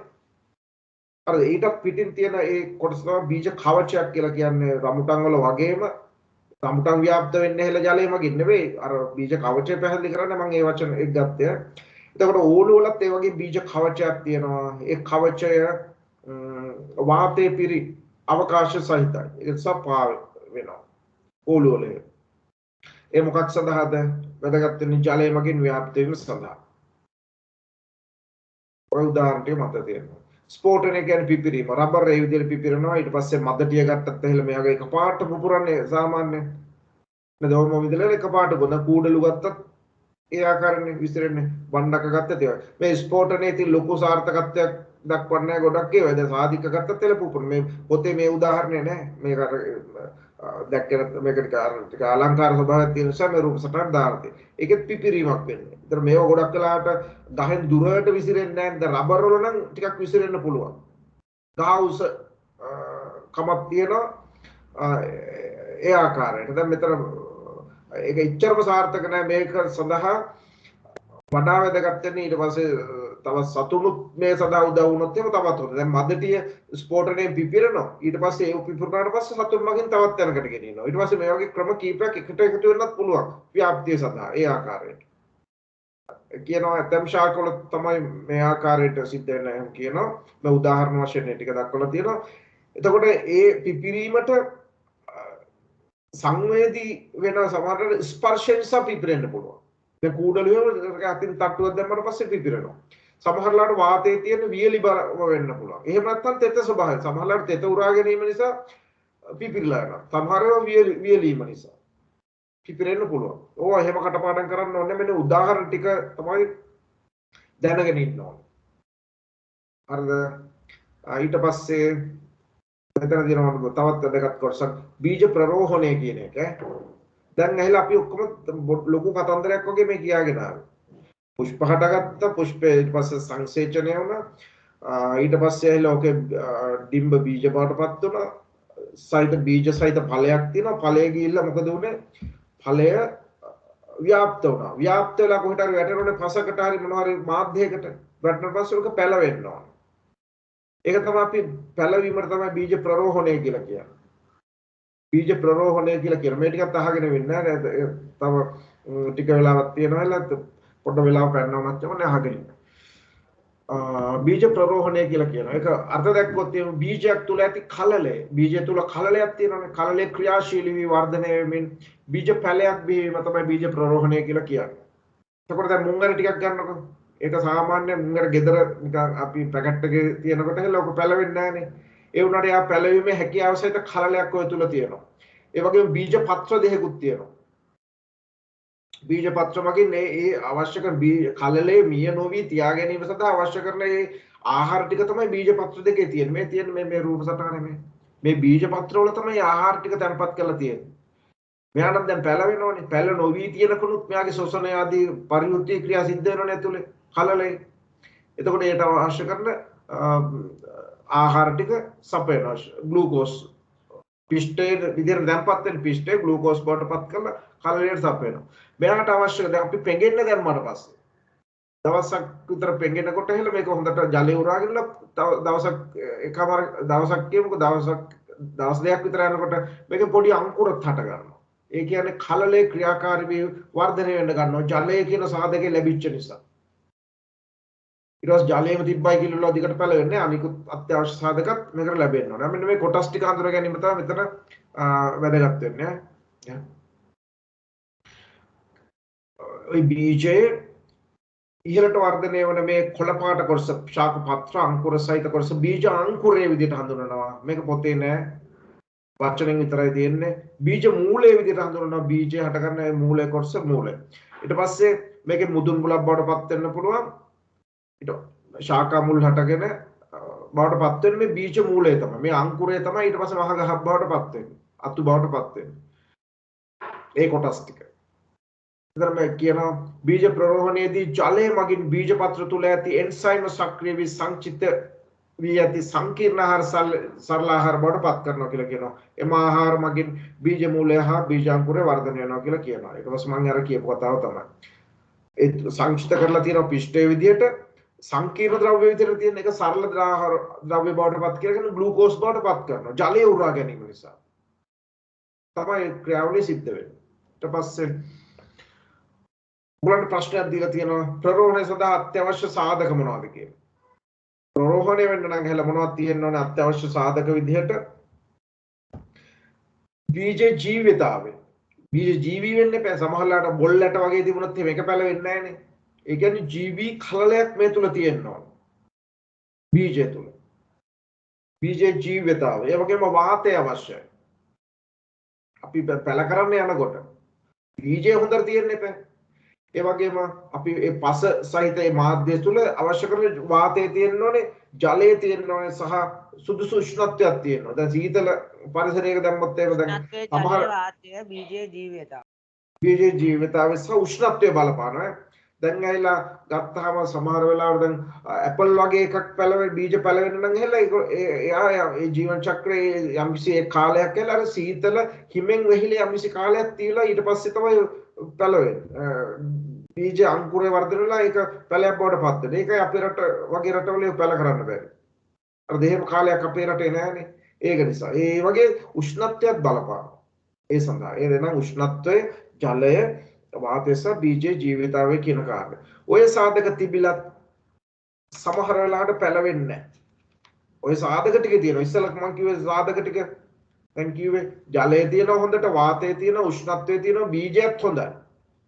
ඔය ඔක්කොම තිබිලත් පැල නොවි පැවතීම අපි කියනවා බීජ සුප්තතාවයේ විතර හඳුනනවා. මෙන්න මේකත් නිතර ප්‍රශ්න වලට අහනවා බීජ සුප්තතාවය කියන්නේ මොකක්ද කියන එක. ඒ කියන්නේ ඔයගලන්ට තමයි විතර ලියන්න දීලා තියෙන මේ ප්‍රශ්න වල උත්තර තියෙනවා 47-8 පිටුවල තියෙනවා අච්චු පොතේ. බීජ ප්‍රරෝහණය සඳහා අත්‍යවශ්‍ය සාධක පැවතුනද බීජ ප්‍රරෝහණය නොවීමේ තත්ත්වය තමයි බීජ සුප්තතාවය කියලා කියන්නේ. පැලවෙන අවශ්‍ය කරන ඔක්කොම සපේනවා. සැපෙව්වත් පැලවෙන්නේ නැහැ. පැලවෙන්නේ නැතුව පැවතීම තමයි අපි කියන්නේ සුප්තතාවය කියලා කියන්නේ. එතකොට මේ කියනවා එතකොට සුප්තව පවතින මොනවා හරි දෙයක් බලපානවා ඇති. ඒ කියන්නේ සමහරලාට ඇතුලේ තියෙනනේ කලලේ, ඒ කලලේ හොඳට මෝරන්න ඕනේ. සමහරලාට ටික කාලයක් තිබිලා. ඒ සාධක නැතුව යම්කිසි එම කාලයක් තියෙනවනේ. ඒ සදා තමයි ඉස්සරද අටුව එහෙම තියලා තිබ්බේ ටික කාලයක්. එතකොට ඒ සුප්තතාවය නැති වෙලා යනවා. එතකොට ඒ කාලය සමහරට මෙතන සාධක විදියට තියෙන පොතේ දක්වලා කලලේ පරිණත නොවි පැවතීම කියලා. ඒ කියන්නේ තාම කලලේ මෝරලා නැහැ. ඒ වගේම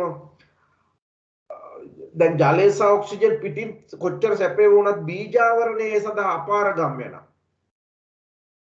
දැඩි බීජාවරණයක් තිබුණොත් එහෙම හිතන්න මේ බීජය වටා දැඩි බීජාවරණයක් තියෙනවා කියලා ඉවරලා.